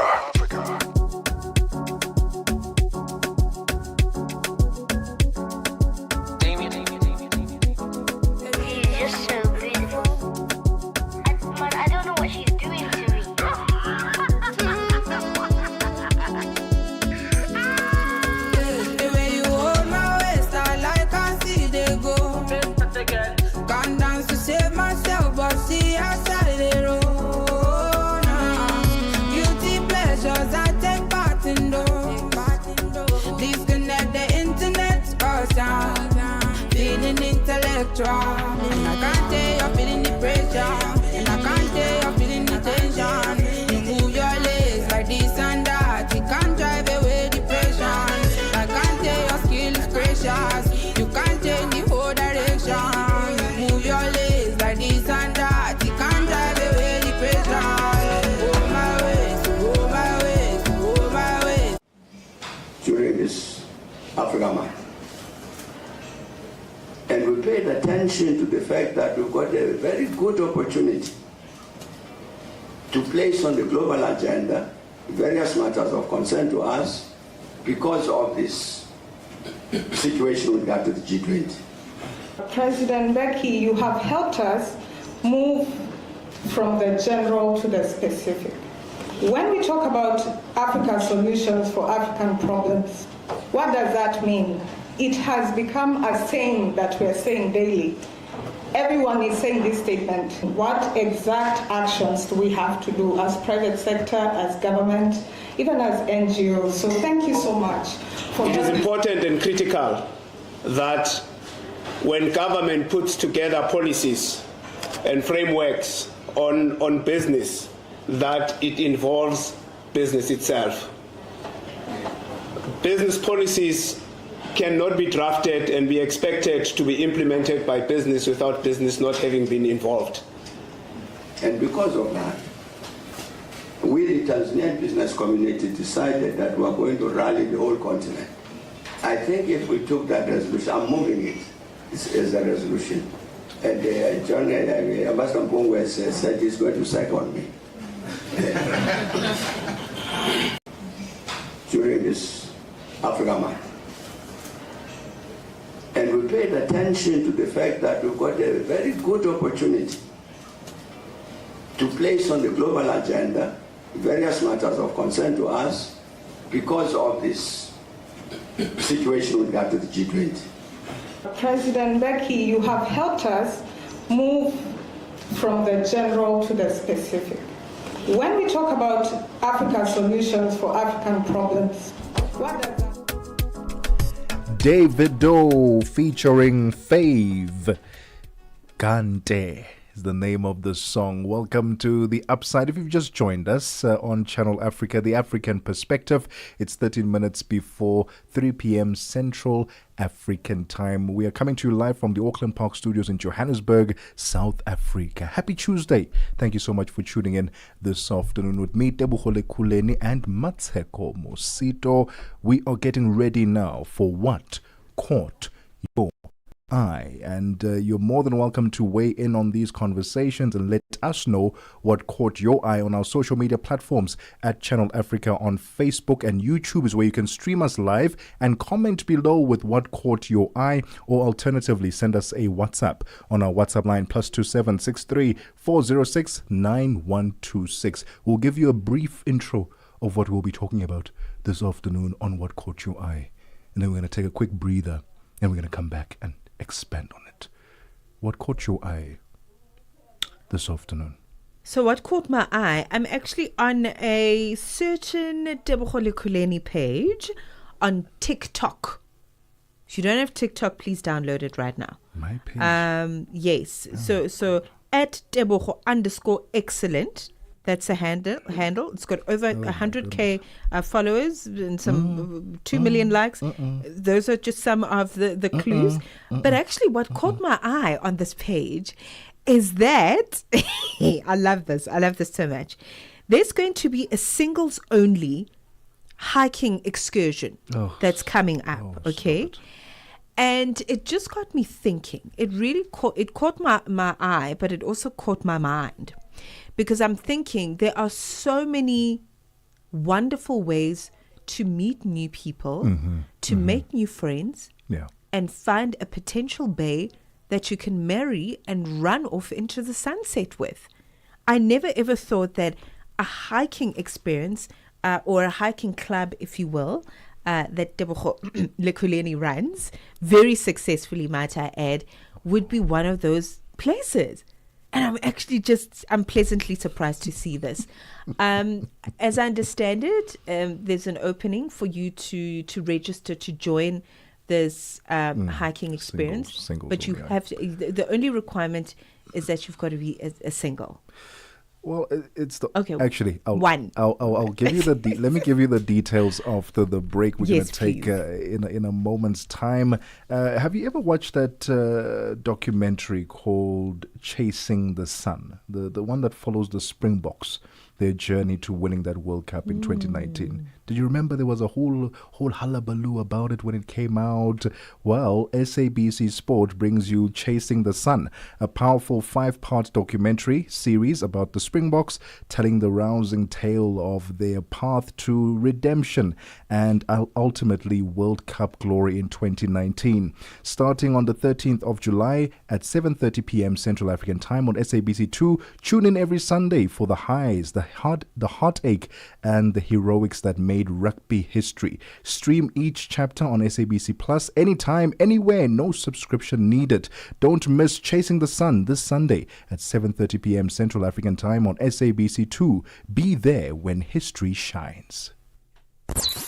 9 to 12 midday Central African Time. On the Move with Palisa Tau and Benjamin Mushatami. Should influencers be expected to be impactful in society? If there is a social or societal conversation that goes up, should we be waiting eagerly to hear what the influencers have to say? They are more than just entertainers. They are thought leaders to some certain degree. They influence culture. They influence people's thought processes. They set trends. They shape opinions of people. And the sad reality is, although a lot of them don't want to accept it, I think we're getting better with them realizing that embarking in that journey and in that space comes with a certain level of responsibility. I see it differently in that, professionals are really good at their job, but there is an optionality that they might have to use the position that they hold in society to be able to deliver a message. This year you made the example of actors and actresses. So the same could apply to a sportsman. Just because someone's good at soccer doesn't mean that they have to have an influence over society from a specific standpoint. Keeping you on the know and on the move. They talk about what Africans say about Africa. All right, the upside is here for you every Monday to Friday between 1 and 4 p.m. Central African Time. Tebogo Lekhuleni and Mmatsheko Mosito in your company as you tune in. So I was talking about, just interesting ways to meet new potential lovers and new potential husbands and wives, right? And I was talking about something I picked up on your TikTok page, which I think is very interesting. And I wanted to talk about that because it offers African people such a great potential to meet one another and then maybe listen. Do you realize that through your page, we could have a successful marriage that we could launch on the show? Well, that's do you realize that this is actually a big deal? That's the hope. That's the hope that there be genuine connections formed on the day. The only challenge that I have, and I'll be honest with it, I'll be honest about it because it's a real one that I'm dealing with, is the fact that you don't want to deal with a singles-only hike where it's predominantly just females and there's only like 2 or 3 men, because that's going to be a very unbalanced scale. So what I'm dealing with right now is trying to get more men to join the hike because there are plenty of females. I mean, we're closing in on over 100 people who are interested in this hike. And from that 100, I need to filter it down to about 50, 60 in total, men and women, so that there's a balance and that the games that will be and the activities that will be taking part on the day, that they speak to building genuine connections and potentially meeting your match. And so it's going to be a fun one. I'm excited about it. But yeah, I'm trying to get more men to join in. But I'm also realizing that because my page is predominantly female, I was expecting it, but I need to find more creative ways to get more men to join this hike. Okay, that's a very interesting problem to have. Really interesting. Very. That there's obviously a lot of women that are interested in meeting potentials.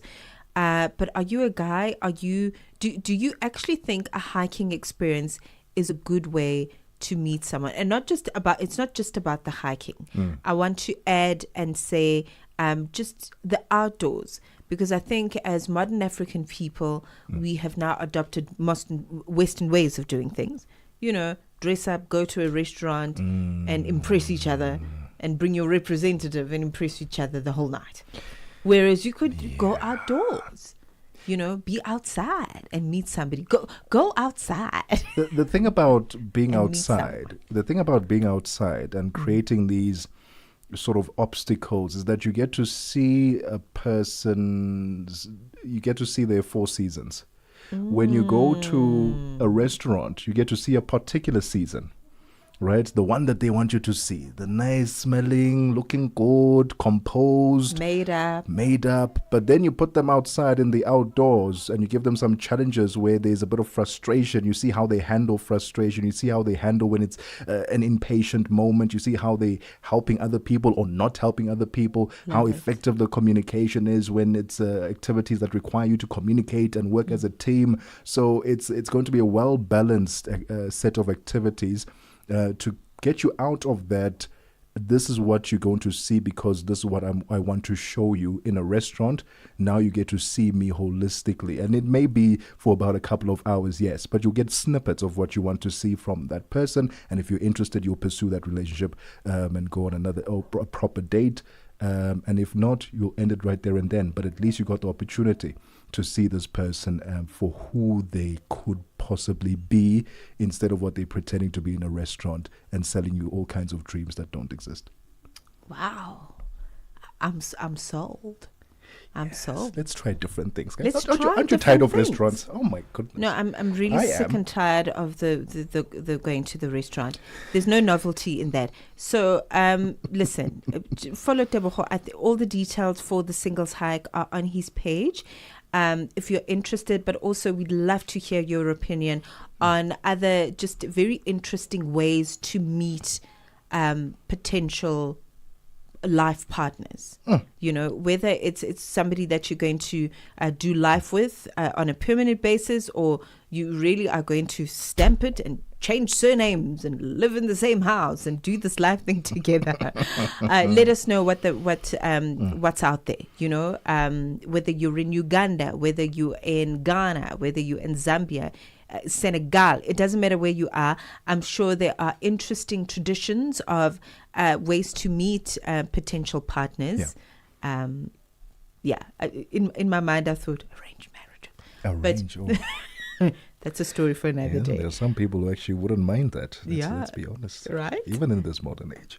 What caught my eye very briefly, and I'm not going to go too deep on it, General Mkwanas.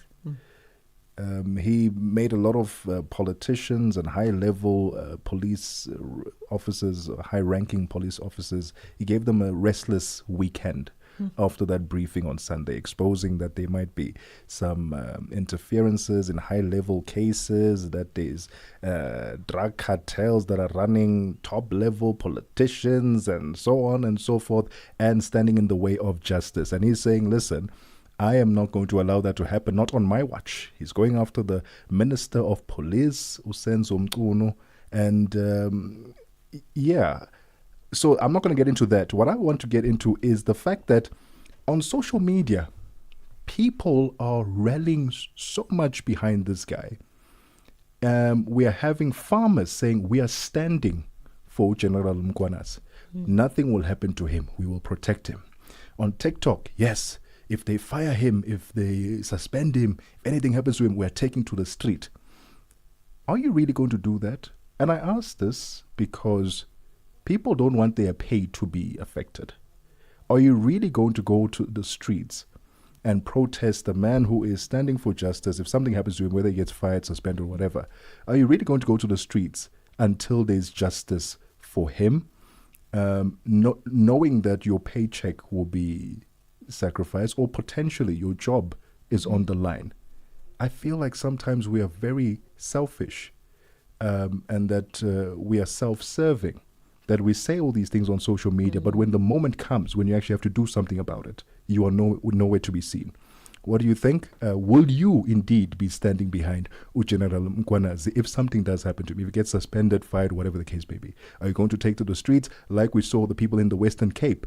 They marched yesterday in support of General Mkwanas. What do you think of that? +276 406 9126. Let's get the latest news now with Onele Nsinzi. SABC News. The African Perspective. Thank you, Tebogo. Looking at your top stories, democracy across Africa under threat, and no hold up in talks on reaching a ceasefire in Gaza. Your latest news greetings to our listeners. Democracy across Africa is under threat, not just from bad elections, but from powerful elites and business moguls capturing state institutions. This is according to the Democracy Capture Index launched in Accra, which has placed South Africa in the medium risk category alongside Ghana. Democracy and Development Fellow with CDD Ghana, John Osai-Kwapong, explains. In the index, it could refer to the President, Prime Minister, the CEO of a parastatal, or the head of an agency. And when asked who is the main perpetrator of the various actions that our country assesses identified as actions of capture, we see that your chief executive across all of the countries tends to be the main perpetrator of democracy capture, with a couple of exceptions in the case of Ghana, Mozambique, South Africa, and Tanzania. More than 50 people have been killed during an attack on gunmen in central Nigeria's Plateau state. The victims were members of a volunteer force that was set up to protect villagers from raids. The BBC's Chris Ewoko reports. A resident of the area told the BBC that 56 bodies were recovered after the ambush, but some vigilantes are still missing and feared to have been killed. Members of the local volunteer force had moved into the forest during an operation to target armed gangs that have been raiding their communities. These self-defense groups were set up after the police and the army failed to offer enough protection.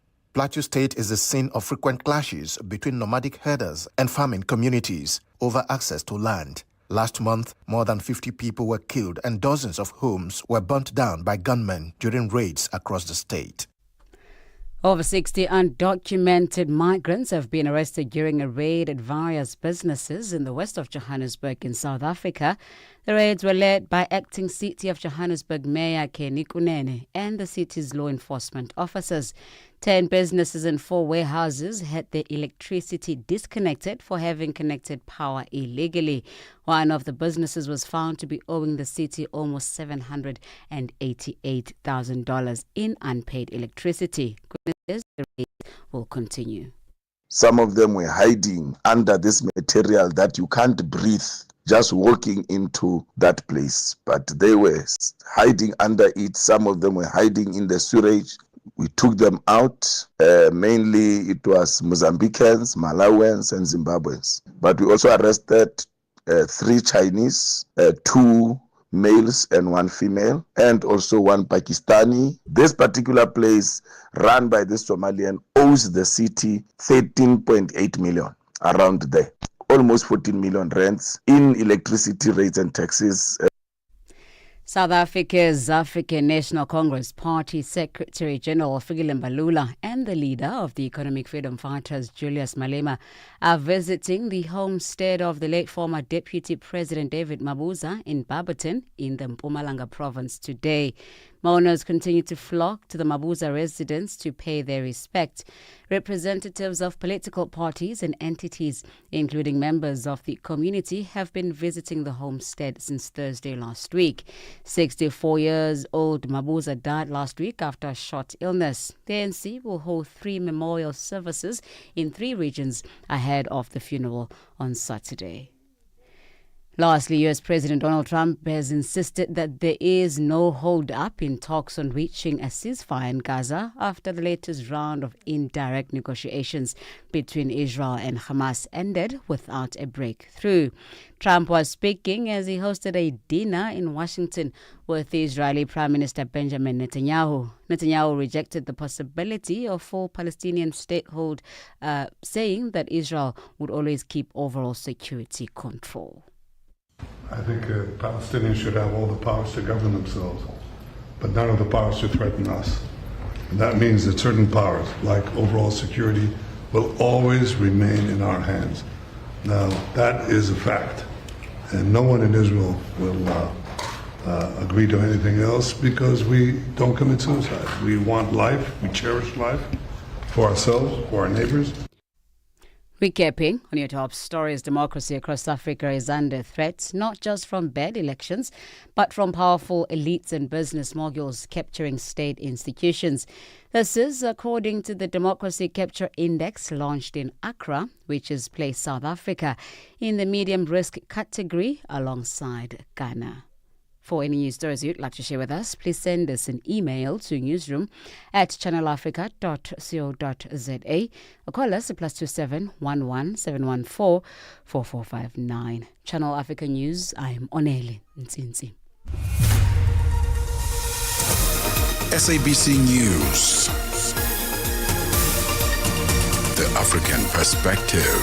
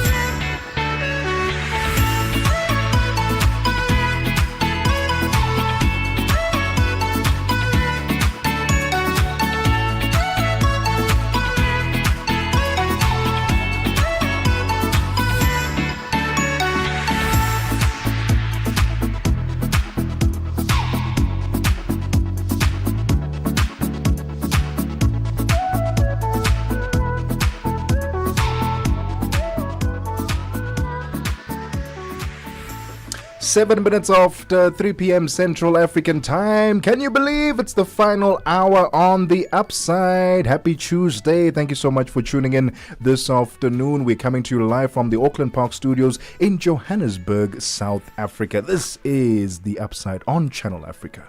The African Perspective. And you can stream us live on our social media platforms at Channel Africa on Facebook and YouTube. I am not alone. I've got Mmatsheko Mosito with me. Can you believe another hour? Final hour. Day is running by so quickly. I tell you what though, the nights are super long. I realize this. Actually, they are. I run out of sleep. I literally, thank you. I was about to say the same thing. And thank you for sharing that, because now I don't feel like a strange woman. You're not getting up at like 3 o'clock in the morning and it's like, the sleep is finished. You're not the only one, I tell you. Oh my goodness. It's the craziest thing. Here's what's coming up in this last hour of the show. We talk all things film. We spoke about authors and books in the previous hour. Now we are talking all things film because Kachi Benson and Muteo Mueng, they have just won Best African Documentary at the Encounters Al Jazeera Festival. That's big. That's the huge. Al Jazeera Festival. That's a massive platform for you to be winning a whole Best African Documentary. And we'll be talking to the both of them on the line to tell us about the significance of this win for them and the importance of telling African story through documentary style. I know you said it's your favorite style of audiovisual, documentaries instead of the films and the Marvel Avengers. For sure. Like, I love documentary. And when it's done properly, of course, excuse me, when we look at things from like an African perspective, when the narration is perfect and it's well researched and there's just visual stimulation on another level, like, you have my heart and my soul. I'll never forget. So this one definitely worthy of a celebration and a check out, might I add. This wonderful film that has won Best African Documentary at the Encounters Al Jazeera Festival, as Tebogo has mentioned. So I think also just the co-creation between the talents of Benson and Mueng are just... I mean, can you imagine that level of talent coming together? It's simply... magical. Well, it's magic. That's the conversation we'll be having in a moment's time. It's 10 minutes after 3 p.m. Central African time. And ladies and gentlemen, it's time for us to remind you that on Saturday, the Springboks will be taking on Italy in the rugby game, but a very important game because Mzansi, this is more than just a game. It's a celebration of history. 30 years ago, the Springboks united our nation with that iconic Rugby World Cup victory. And now the mighty Boks are back. Don't miss South Africa versus Italy in the 30th anniversary commemoration match this Saturday, the 12th of July at 4 p.m. Central African time. Watch it live on SABC2 or stream it anywhere on the SABC Plus app. Download the SABC Plus app today on iOS or Android or your smart TV. Switch to stream, no subscription. SABC Sport, for the love of the game. Got something to say? Are you passionate about issues that matter? Do you have a voice that deserves to be heard? Well, we've got the perfect platform for you. Call in or drop us a WhatsApp on +27 63 406 9126 and we will call you back so you could have your say and be part of the conversation. 30 years of age. I just turned 30 on the 15th of November. So that's who I am, you know. It's not just talk, it's your chance to air your views, share your opinion, engage with a community that values your perspective. Follow us on our social media. Visit our website at www.channelafrica.co.za and get ready to share your views on Channel Africa, the African Perspective. Mornings made better with Peter and Asanda on Rise and Shine, weekdays 6 till 9. In recent weeks, East Africa has seen a disturbing rise in human rights violations. In Kenya, digital activist Rose Njeri was arrested under the Computer Misuse and Cybercrimes Act after creating a tool for citizens to oppose the Finance Bill 2025. Meanwhile, in Tanzania, Kenyan activist Boniface Mwangi and Ugandan lawyer Agatha Atuhaire Zaire reported being detained, tortured, and sexually assaulted by security officers. East Africa needs a reset. We need to get back East Africa to where the founding fathers are. When President Nyerere and his colleagues, Jomo Kenyatta and the Ugandan counterparts fought for independence, they fought for independence to get Africans out of poverty, to get Africans out of slavery. The leaders who took up power have since gotten into regression. Neto Agostino, co-leader of the United Green Movement Party. Mornings made better with Peter and Asanda on Rise and Shine. Broadcasting in 5 different languages, connecting the continent. This is Channel Africa, the African perspective.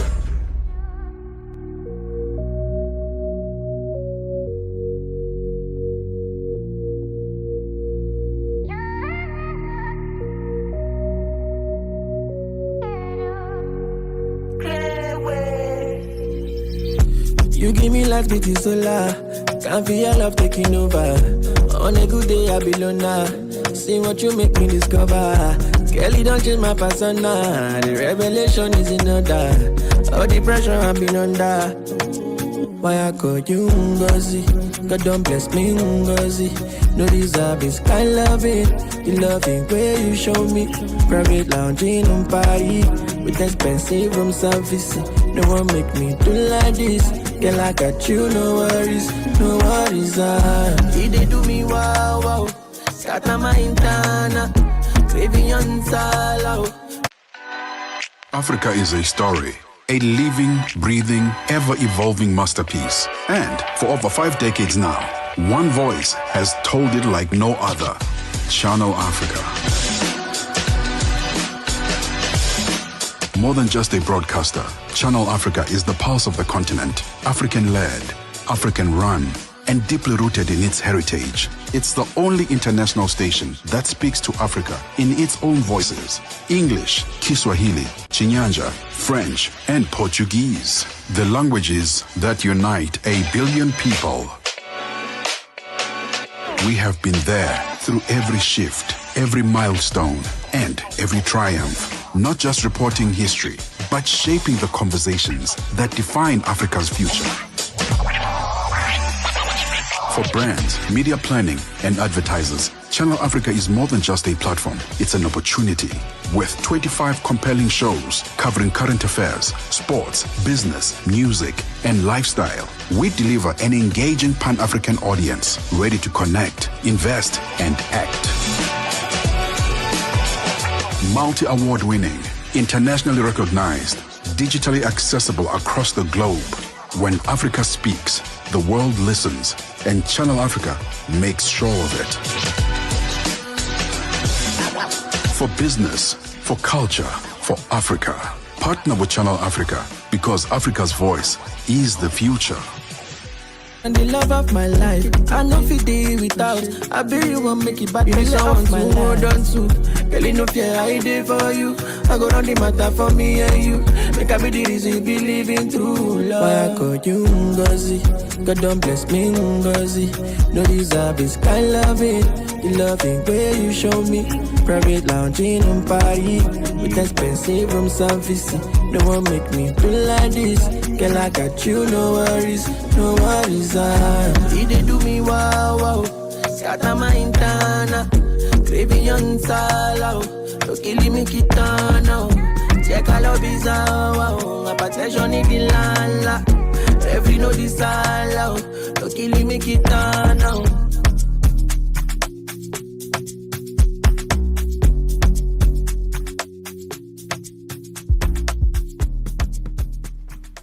16 minutes past 3 p.m. in Central African time, coming through with Crayon featuring Arya Star with Ngozi, the title of the song. Thank you very much for staying with us. This is The Upside. Tebogo, Lekhuleni and Mmatsheko Mosito in your company until 4 p.m. in Central African time. So essentially we're in the last hour of the show and very excited. This is like a celebratory hour, okay? We are celebrating African excellence. We're celebrating the medium of film, documentary style film that is. And who better to celebrate than the gentleman who I feel, no one is more deserving than Benson and Moeng.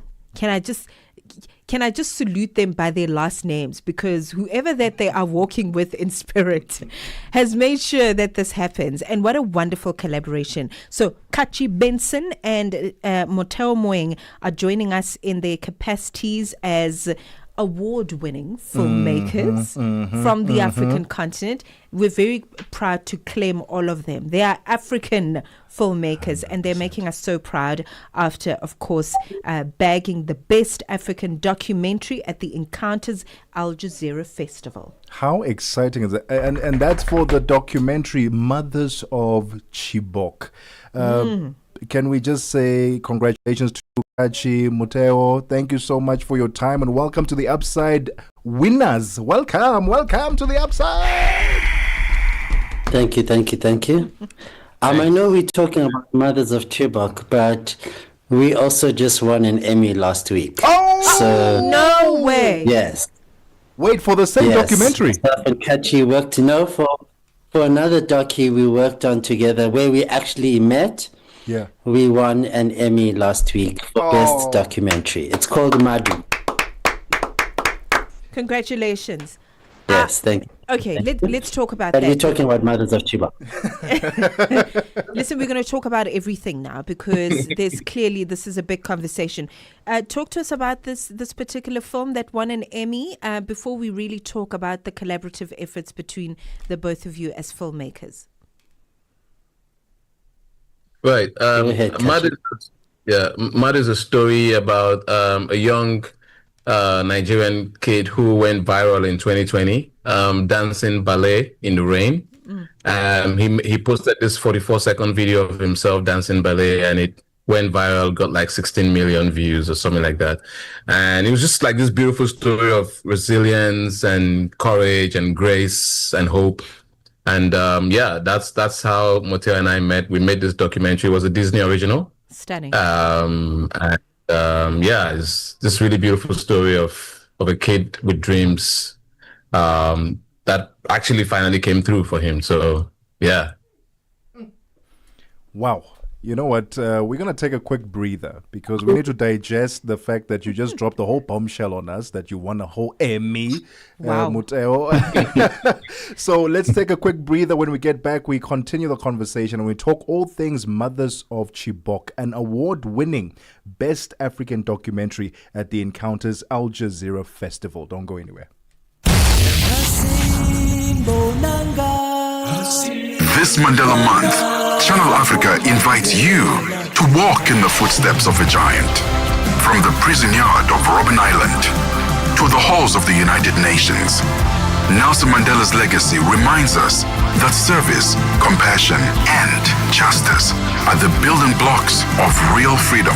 En cette journée Mandela, que nos actions fassent écho à son héritage. Alionyesha dunia ya kwamba sauti moja yaweza kuhamasisha mataifa. Mandela ensinou-nos que a liberdade não é dada, mas sim conquistada através da coragem e sacrifício.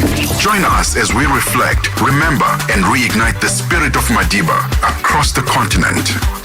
This is more than a day. It's a call to action. Channel Africa, the African perspective. The Upside with Tebogo Lekhuleni and Mosito, bringing Africa's voices to the world. On Channel Africa, the African perspective. 21 minutes after 3 p.m. Central African time, we are hanging out with a bunch of winners on the Upside. We are joined by filmmakers Kachi Benson and Muteo Moeng. They have just won themselves the Best African Documentary at the Encounters Al Jazeera Festival for Mothers of Chibok.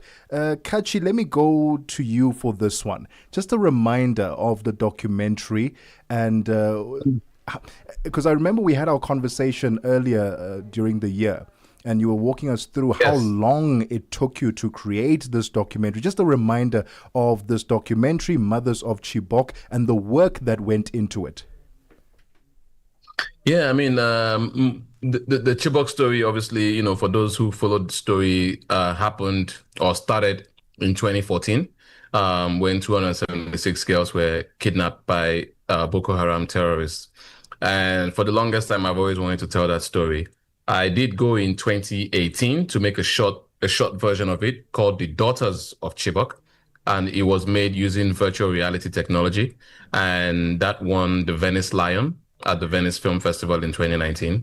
And so following on that, I wanted to do something much longer. And fortunately, I met with Moteo in 2021. We started filming May 2021, right, Moteo? May 2021. Yeah, I think you're muted. And then Yes, we did. Correct. Yeah, and we shot over a period of 3 years, off and on for 3 years, till 2024. It was really, in a lot of ways, a labor of love, because this is a story that, we were really, really passionate about telling. I think Moteo hadn't met the women before then, and had never been to northern Nigeria, how much more Chibok before then. And so we went together for the first time in May. And I think just the warmth and the love from the community, he got hooked. And we spent the next 3 years just going back and forth to Chibok. Oh, this is fascinating. Kachi, you had me at visual reality technology. You've got to give us a bit of a masterclass on that, because I mean, for anyone that really appreciates documentaries, we know that there are different styles, different approaches to documentary. It can be poetic, it can be reflective, it can be performative, observational. So talk to us about the style that you employed, because this was a labor of love, as you say, but also a very arduous process over the last 3 years. Talk to us about the style of this documentary. I think also just to kind of sell the experience to someone that hasn't seen it yet. Right. Well, I mean, we're talking about two different things here. So with Daughters of Chibok, which was the first version, like the prequel, I use virtual reality technology, which is basically, you can only experience it using a headset. Like almost like the way you have like the 3D glasses, but this time around you're able to look in 360. So everywhere you look, it takes you to Chibok. You feel like you are in Chibok. It's an immersive experience, And it was important for me to do that because I wanted people to really experience this place as though they were there. But the challenge with virtual reality is that it's also a restrictive technology. Not everyone has access to it, and so I felt that it was really important to make the film and the story accessible to more people. So in the second version, which is the Mothers of Chibok, we decided to use regular 2D technology. And I wanted this to be a really beautiful film visually. And so, looking at Moteo's work and how, Moteo has a very interesting way of working with I say Africans, right? He's very particular about look and feel and how we are presented as a people. And that really resonated with me because this film was designed to counter the popular narrative coming out of Chibok that these women are, sad and broken and grieving and all of that. We wanted to challenge that. And I said to Moteo, I want to make something beautiful and I want you to design how this would look. And that's where Moteo came in. And I think that to a very large extent, we succeeded in creating something that was both beautiful and poetic. And we just sort of immersed ourselves in their lives. There were no interviews per se. We just embedded ourselves. And that's why it took us so long to make this film, because we really wanted to capture life in its natural state as it was happening. And Moteo, let's talk about your involvement. What drew you to this film in particular?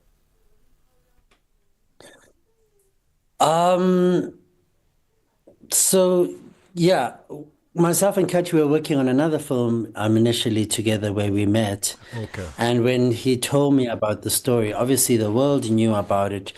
But I mean, it starts with, films start with the passion of the director, And when I saw just how important this story was for him to continue telling, and because there are still girls missing, it was important for me to feel like I can, in some way or another, lend a hand in ensuring that their voices are still heard worldwide.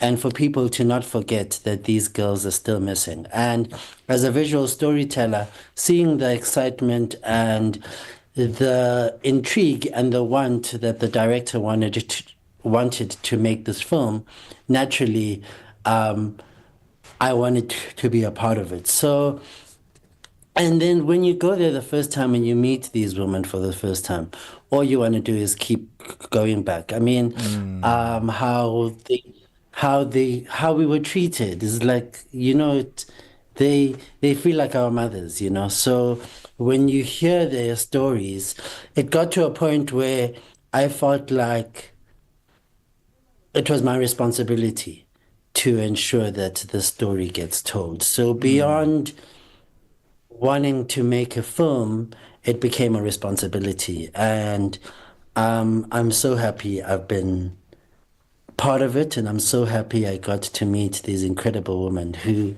blow me away every day. Every day I was just blown away by them, Man, I actually really want to build on that idea, Moteo, in terms of just as a filmmaker, your experience. I mean, this is obviously just a grand service to humanity, number one.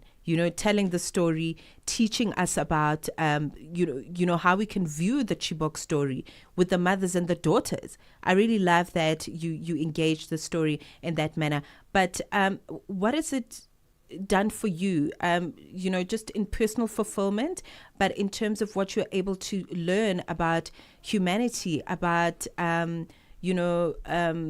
Pan-Africanism, if you will, or themes that have got to do with that grand umbrella, and just women and men and how we work together on the African continent. What have you been able to learn in not just this particular documentary we're talking about, but just in the work that you are doing as a filmmaker? So, 2006, when I went to film school, I'd go onto the internet and try and research to find images for treatments, and find images of Black people, and none were existent. I used to have to use lighting references of American films and white people or whatever, So again, when Kachi said to me that it's important that we make a beautiful film, that stood out to me, and that made it truly important that I am part of the people who are helping to have references for how beautiful Black people can look on the continent. And when you get to a place that the only time it's ever been filmed is when it's filmed in a sad way, so we knew the responsibility was, hey, yes, this thing has happened in this place, but these people are so much more than that. How can we take it further by framing them in a way that makes them look bigger than they are, because they truly are bigger than what the world has seen them. These women have stood up and taken a stance of on a body of people called Boko Haram, and they're saying, we hear that you guys are saying we can't take our daughters to school, but look here, we're gonna farm, we're gonna make money, we're gonna ensure that we make money so we take our kids to school. Against all your beliefs, you have not won. So, why would I not want to be part of the story? Moteo, I'm so sorry to cut you.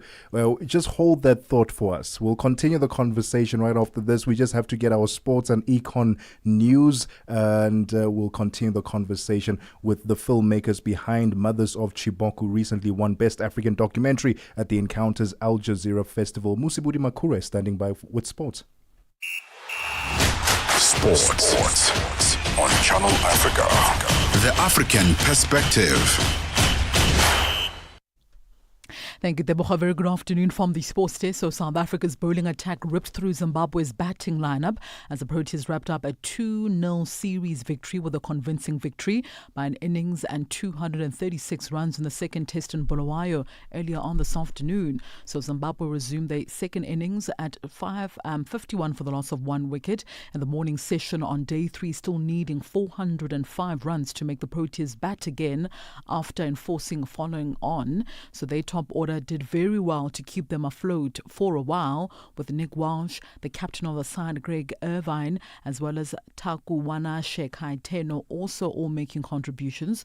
But once the wicket fell, the rest of the home team then also crumbled under pressure. They lost all of their last 6 wickets for just 67 runs and were ultimately bundled out for 220 runs as they also fell short of their target. Sima Bosch led the Proteas bowling attack, taking 3 for 38, while spinner Sunaran Muthasamy grabbed 3 for 77. After winning the first match of the series by 328 runs last week, the Proteas wrapping up this series with a convincing victory earlier on this afternoon. Just staying with that story, so the Proteas interim captain Vian Mulder has revealed that he thought about walking away from Test cricket just days before becoming South Africa's highest individual scorer in an innings. So Mulder's unbeaten 367 from 334 deliveries in the second test against Zimbabwe surpassed Hashim Amla's 311 not out that came some 13 years ago against England, and also earned him a place among the top 5 highest individual scorers in Test history. He made the shocking admission after the second day play that he wanted to quit after being run out in the first match for just 17 runs last week. In my career, I've got a lot more low scores than high scores. So there's been so many failures along the way that I think molds me to the cricketer I am today. I think if you speak to Bedingham, Verena on day 1 of the previous test, when I got run out for 17, I was like speaking, I think I should just hang up my boots, man. Like honestly, it was really, really difficult to keep failing, and no matter how hard you work, just feel like you don't get the positives. So to get 2 scores in a row is truly special. On to this now, with just a few weeks to go before the highly anticipated Total Energies African Nations Championship CHAN tournament. The Confederation of African Football, CAF, has begun its final round of host nation inspections as well as the readiness workshops in Kenya, Tanzania as well as Uganda. So the first inspection took place just last week at Nairobi's Moi International Sports Centre Kasarani, a recently refurbished 50,000 capacity stadium that is also set to host the Group A matches as well as the final of the competition set for the 30th of August. A CAF delegation will continue to assess across the host cities, including Dar es Salaam in Tanzania, Kampala in Uganda, as well as Zanzibar this week. Now, prior to Friday's inspection, CAF also led comprehensive workshops with various local organising committee departments covering critical functional areas, including broadcasting, safety as well as security, logistics, transport, as well as team services. For the field now, Liverpool players have started to return to the club for pre-season training following the death of teammate Diogo Jota. Now, the first set of players were scheduled to come back from the summer break last Friday, but that was postponed after Jota, 28 years of age, and his brother, 25 years of age, Andre Silva, had died in a car accident last week. Jota was on his way back, by the way, to Liverpool for pre-season, and doctors had advised against him flying because he had undergone minor surgery, so he was basically making the trip by car and ferry.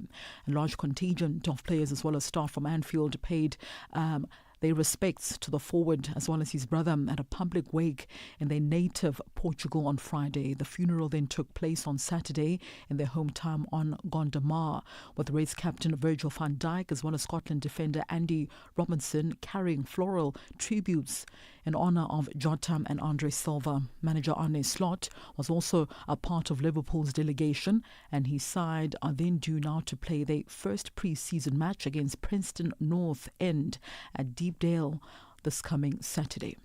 And finally, Cameron Norrie is the last British singles player still standing at this year's Wimbledon competition. The 29-year-old former semi-finalist battled past Nicholas Jarry in a grilling contest over 4.5 hours on Sunday, with a win that showed his fighting spirit but drained him physically.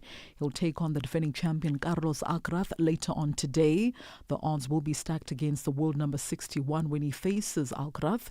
The winner of this match will then face either American Taylor Fritz or the Russian 17-seeded player Karen Khachanov in the semi-finals of Wimbledon. With that, it concludes your sports news this afternoon on The Upside. For any sports stories you'd like to share with us, our email address is newsroom@channelafrica.co.za, or give us a call on +27 11714 4459. It's 15:37 p.m. Central African Time. More sporting updates coming up in the next hour. For Channel Africa Sport, I am Musibudi Makura.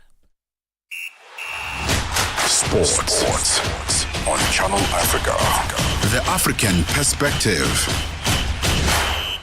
Have you been struggling to find Channel Africa? Oh yes, where can I find you guys?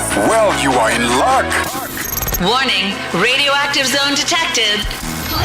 Listen to the African perspective on our brand new SABC Plus app. The fresh and easy to use app from sabcplus.com or the Google Play Store and the Apple App Store. Or just command your phone to find SABC Plus on your phone and check out all this good stuff. And that's where you will find Channel Africa, the African perspective. Oh yes, this is fresh and easy.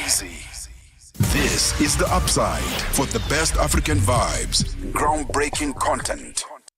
38 minutes after 3 p.m. Central African Time, and for the very last time on The Upside this afternoon, we hand over the mic to Chandu Kuligege for Business News. Business News on Channel Africa. The African perspective. Thank you, Tebogo. Good afternoon. The decision by the U.S. to impose a 30% tariff on select South African goods from August 1st is creating waves of uncertainty for local businesses. However, law firm Cliff Decker Hofmeyer and Deloitte believe South African companies can navigate this challenging environment. The two companies hosted a panel discussion in Johannesburg highlighting the impact of geopolitical and geo-economic shifts on South African corporates. Natasha Herdeth is a sector head at the law firm. I think it's extremely timely, and I quite frankly don't think that Trump could have timed it any better, or we could have, for this very important discussion that we're having about protecting SA Inc. So I think that it's really important that companies take stock, that they accept where we are on the global stage and on this geopolitical roller coaster at the moment, and that they look at financial and legal tools to bolster their capabilities and insulate themselves from what's happening on the global stage at the moment. Meanwhile, powerhouse Asian economies, Japan and South Korea, who have also had tariffs imposed on them by Trump from August 1st, say they will try to negotiate with the U.S. to soften the impact. The two countries face tariffs of 25%. They are focusing on the new 3-week window to press for an easier ride.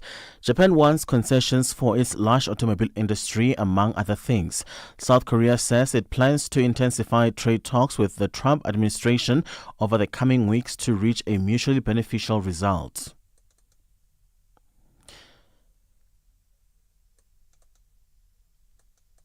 In a move aimed at breathing new life into Ghana's industrial ambitions, President John Mahama has unveiled a bold commitment to revive the legacy of Ghana's first president, Dr. Kwame Nkrumah.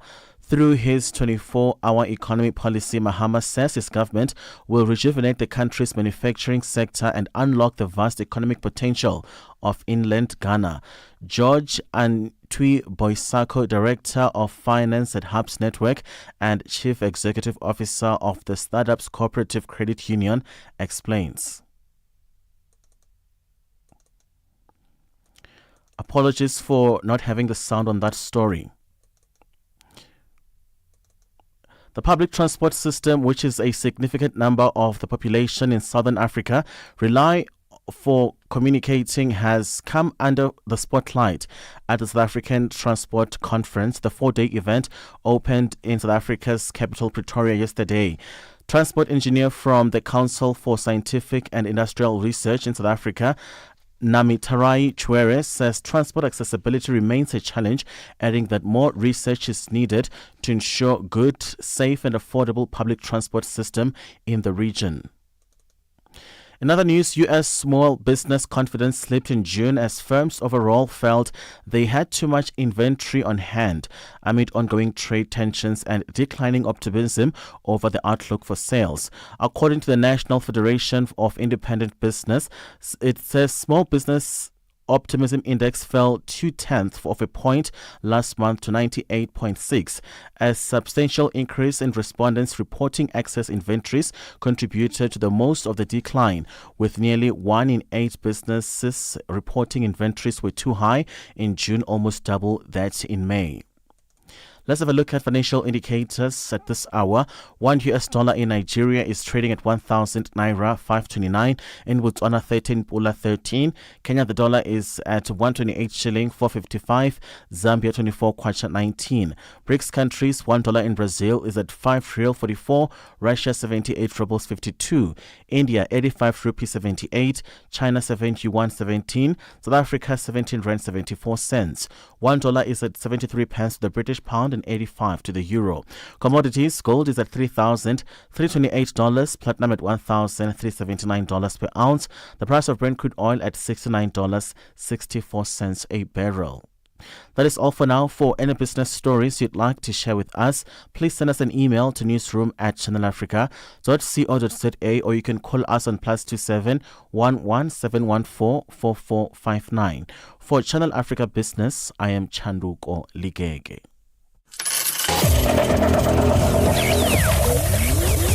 Business News on Channel Africa.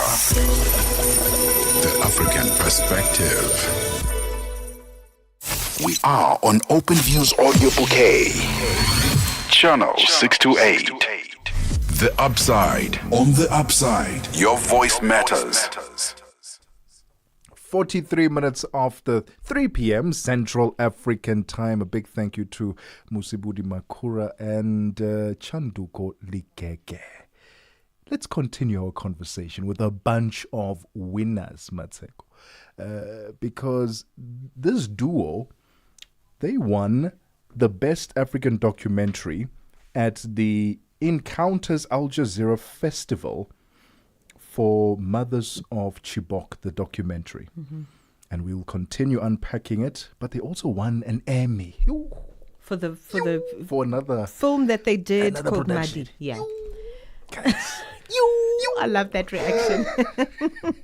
So yes, the duo is still with us. We've got Kachi Benson and Moteo Moeng joining us as our guest filmmakers this afternoon, and we are talking about just African storytelling, through documentary as a form of storytelling, and they are just talking to us about how they view the space of filmmaking, how they got together, and the different sort of skill sets that they have individually that brought them together at this time. Let me go back to you, Kachi and Moteo. Either one of you can answer this question.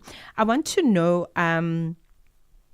what you think of the documentary space on the African continent at the moment. You obviously find contributors to us taking our power back, taking our storytelling back, and really telling it from our African perspective and from our view. But what are you seeing more or less in terms of how we are telling our stories authentically and spreading it widely?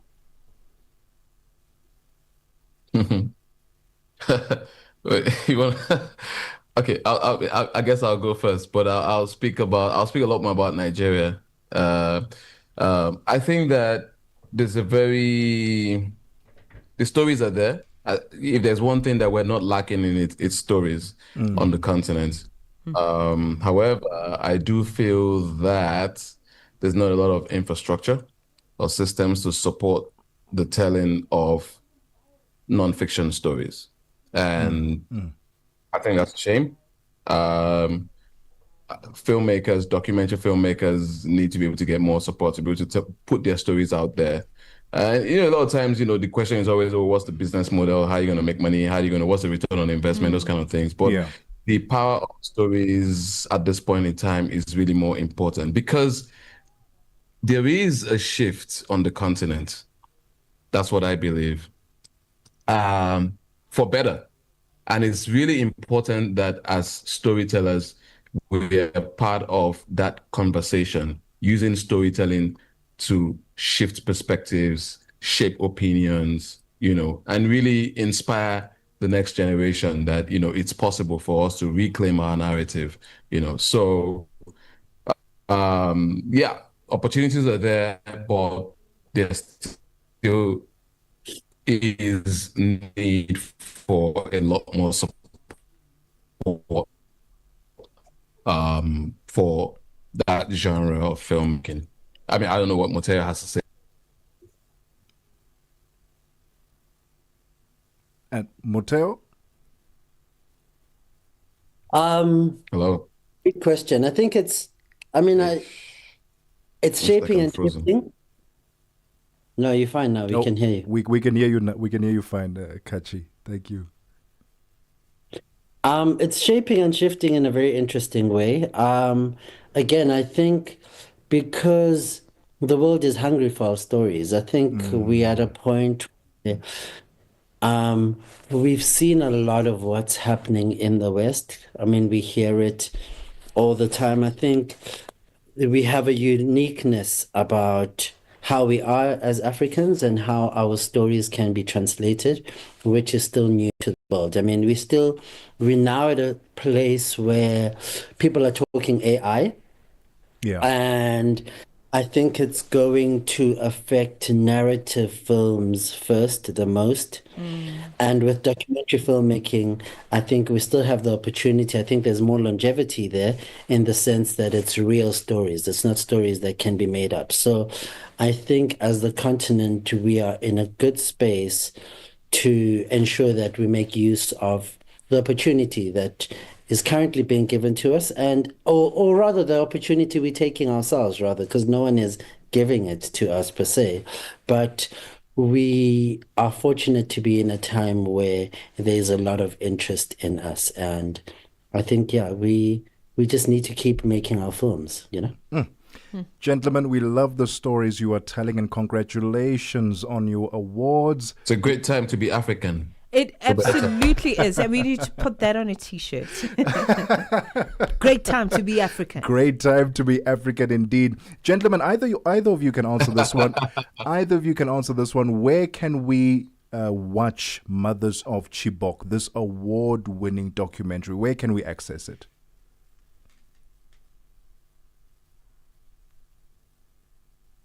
For now, can you guys hear me? Yes. Yes, we can. Perfectly. Yeah. So for now, the film is doing the film festival circuit. So it hasn't been officially released yet. But the good thing is that Mothers of Chibok is coming back to South Africa, most likely in the month of August. And it's going to be an interesting comeback because it most likely will be coming with the actual mothers themselves. Oh, wow. So, fingers crossed, it's going to be an exciting visit to South Africa. So when we confirm all the details, we'll definitely let you guys know. Gentlemen, my final say is congratulations. We actually just had a moment with our content producer, Nzago, when she walked in the studio, almost teary-eyed, and she's like, do you understand what it means to win an Emmy?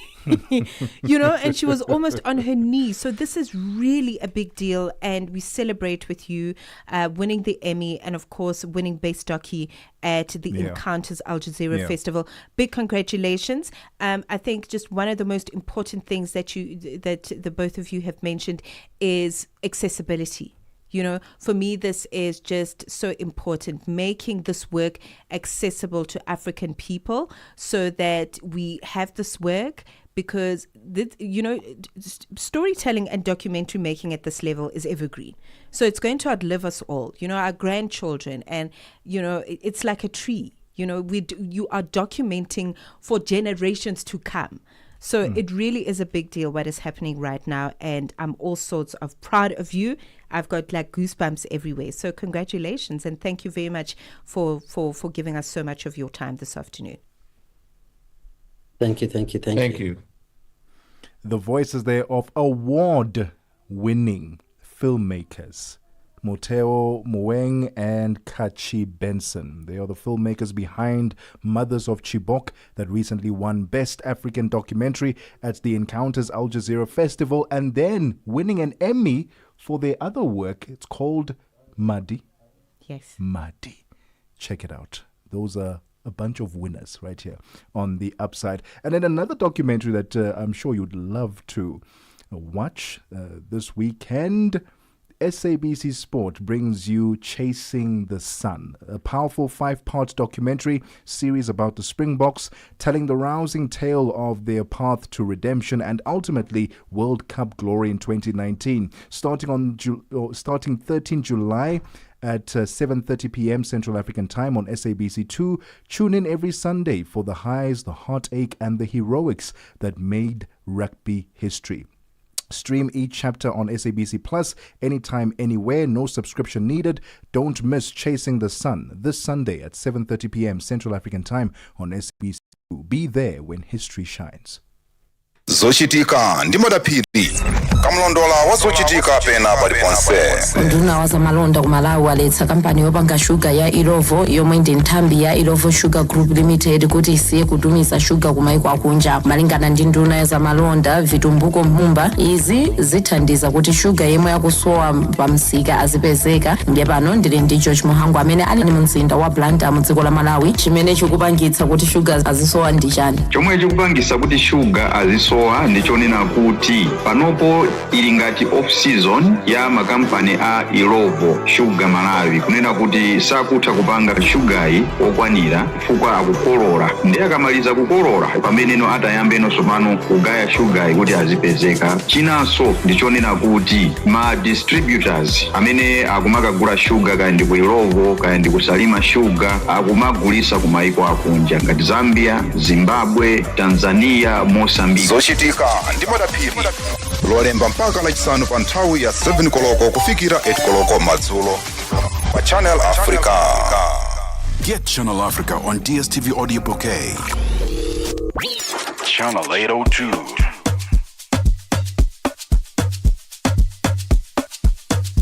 So easy.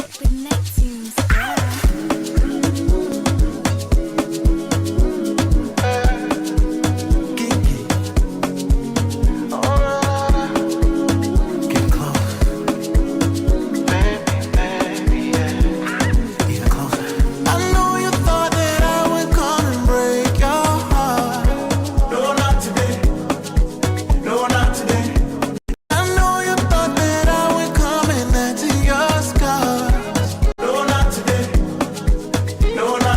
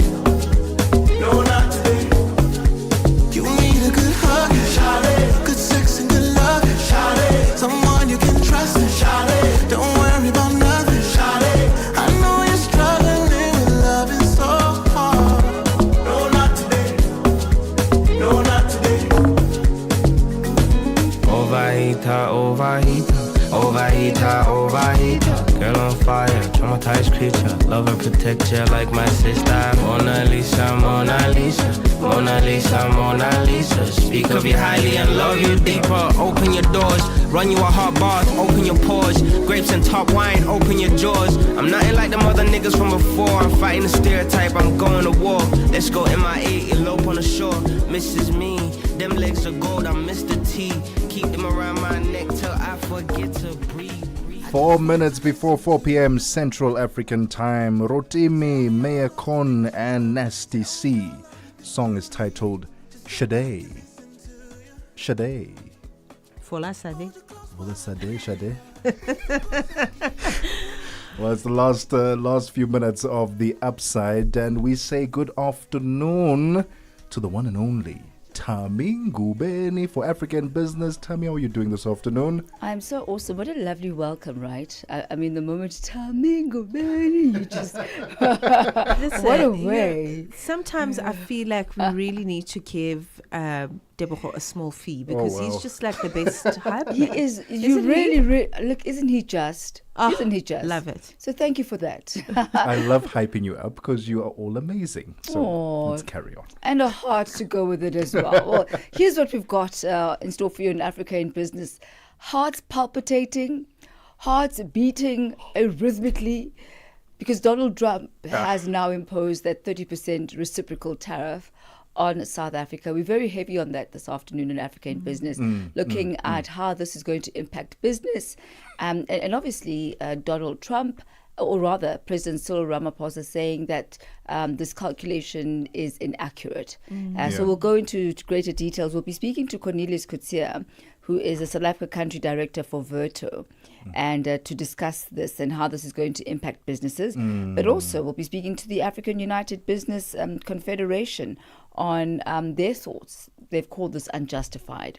Also, this afternoon, we've got the SME feature, where we'll be speaking to a foundation that focuses on supporting young leaders in South Africa as far as mentorship is concerned, peer collaboration, really practical hands-on tools that they can use to start as well as grow their businesses within their communities. So that's really important, making sure that there is an enterprise. We call it the township economy in South Africa, just making sure that where the majority of people live, they're able to create and sustain businesses there as well. And also our Standard Bank feature, it's a commentary slot that we have with Standard Bank every week. Today we're focusing on Africa Unlocked, which is a conference taking place from Wednesday the 9th to the 11th in Cape Town.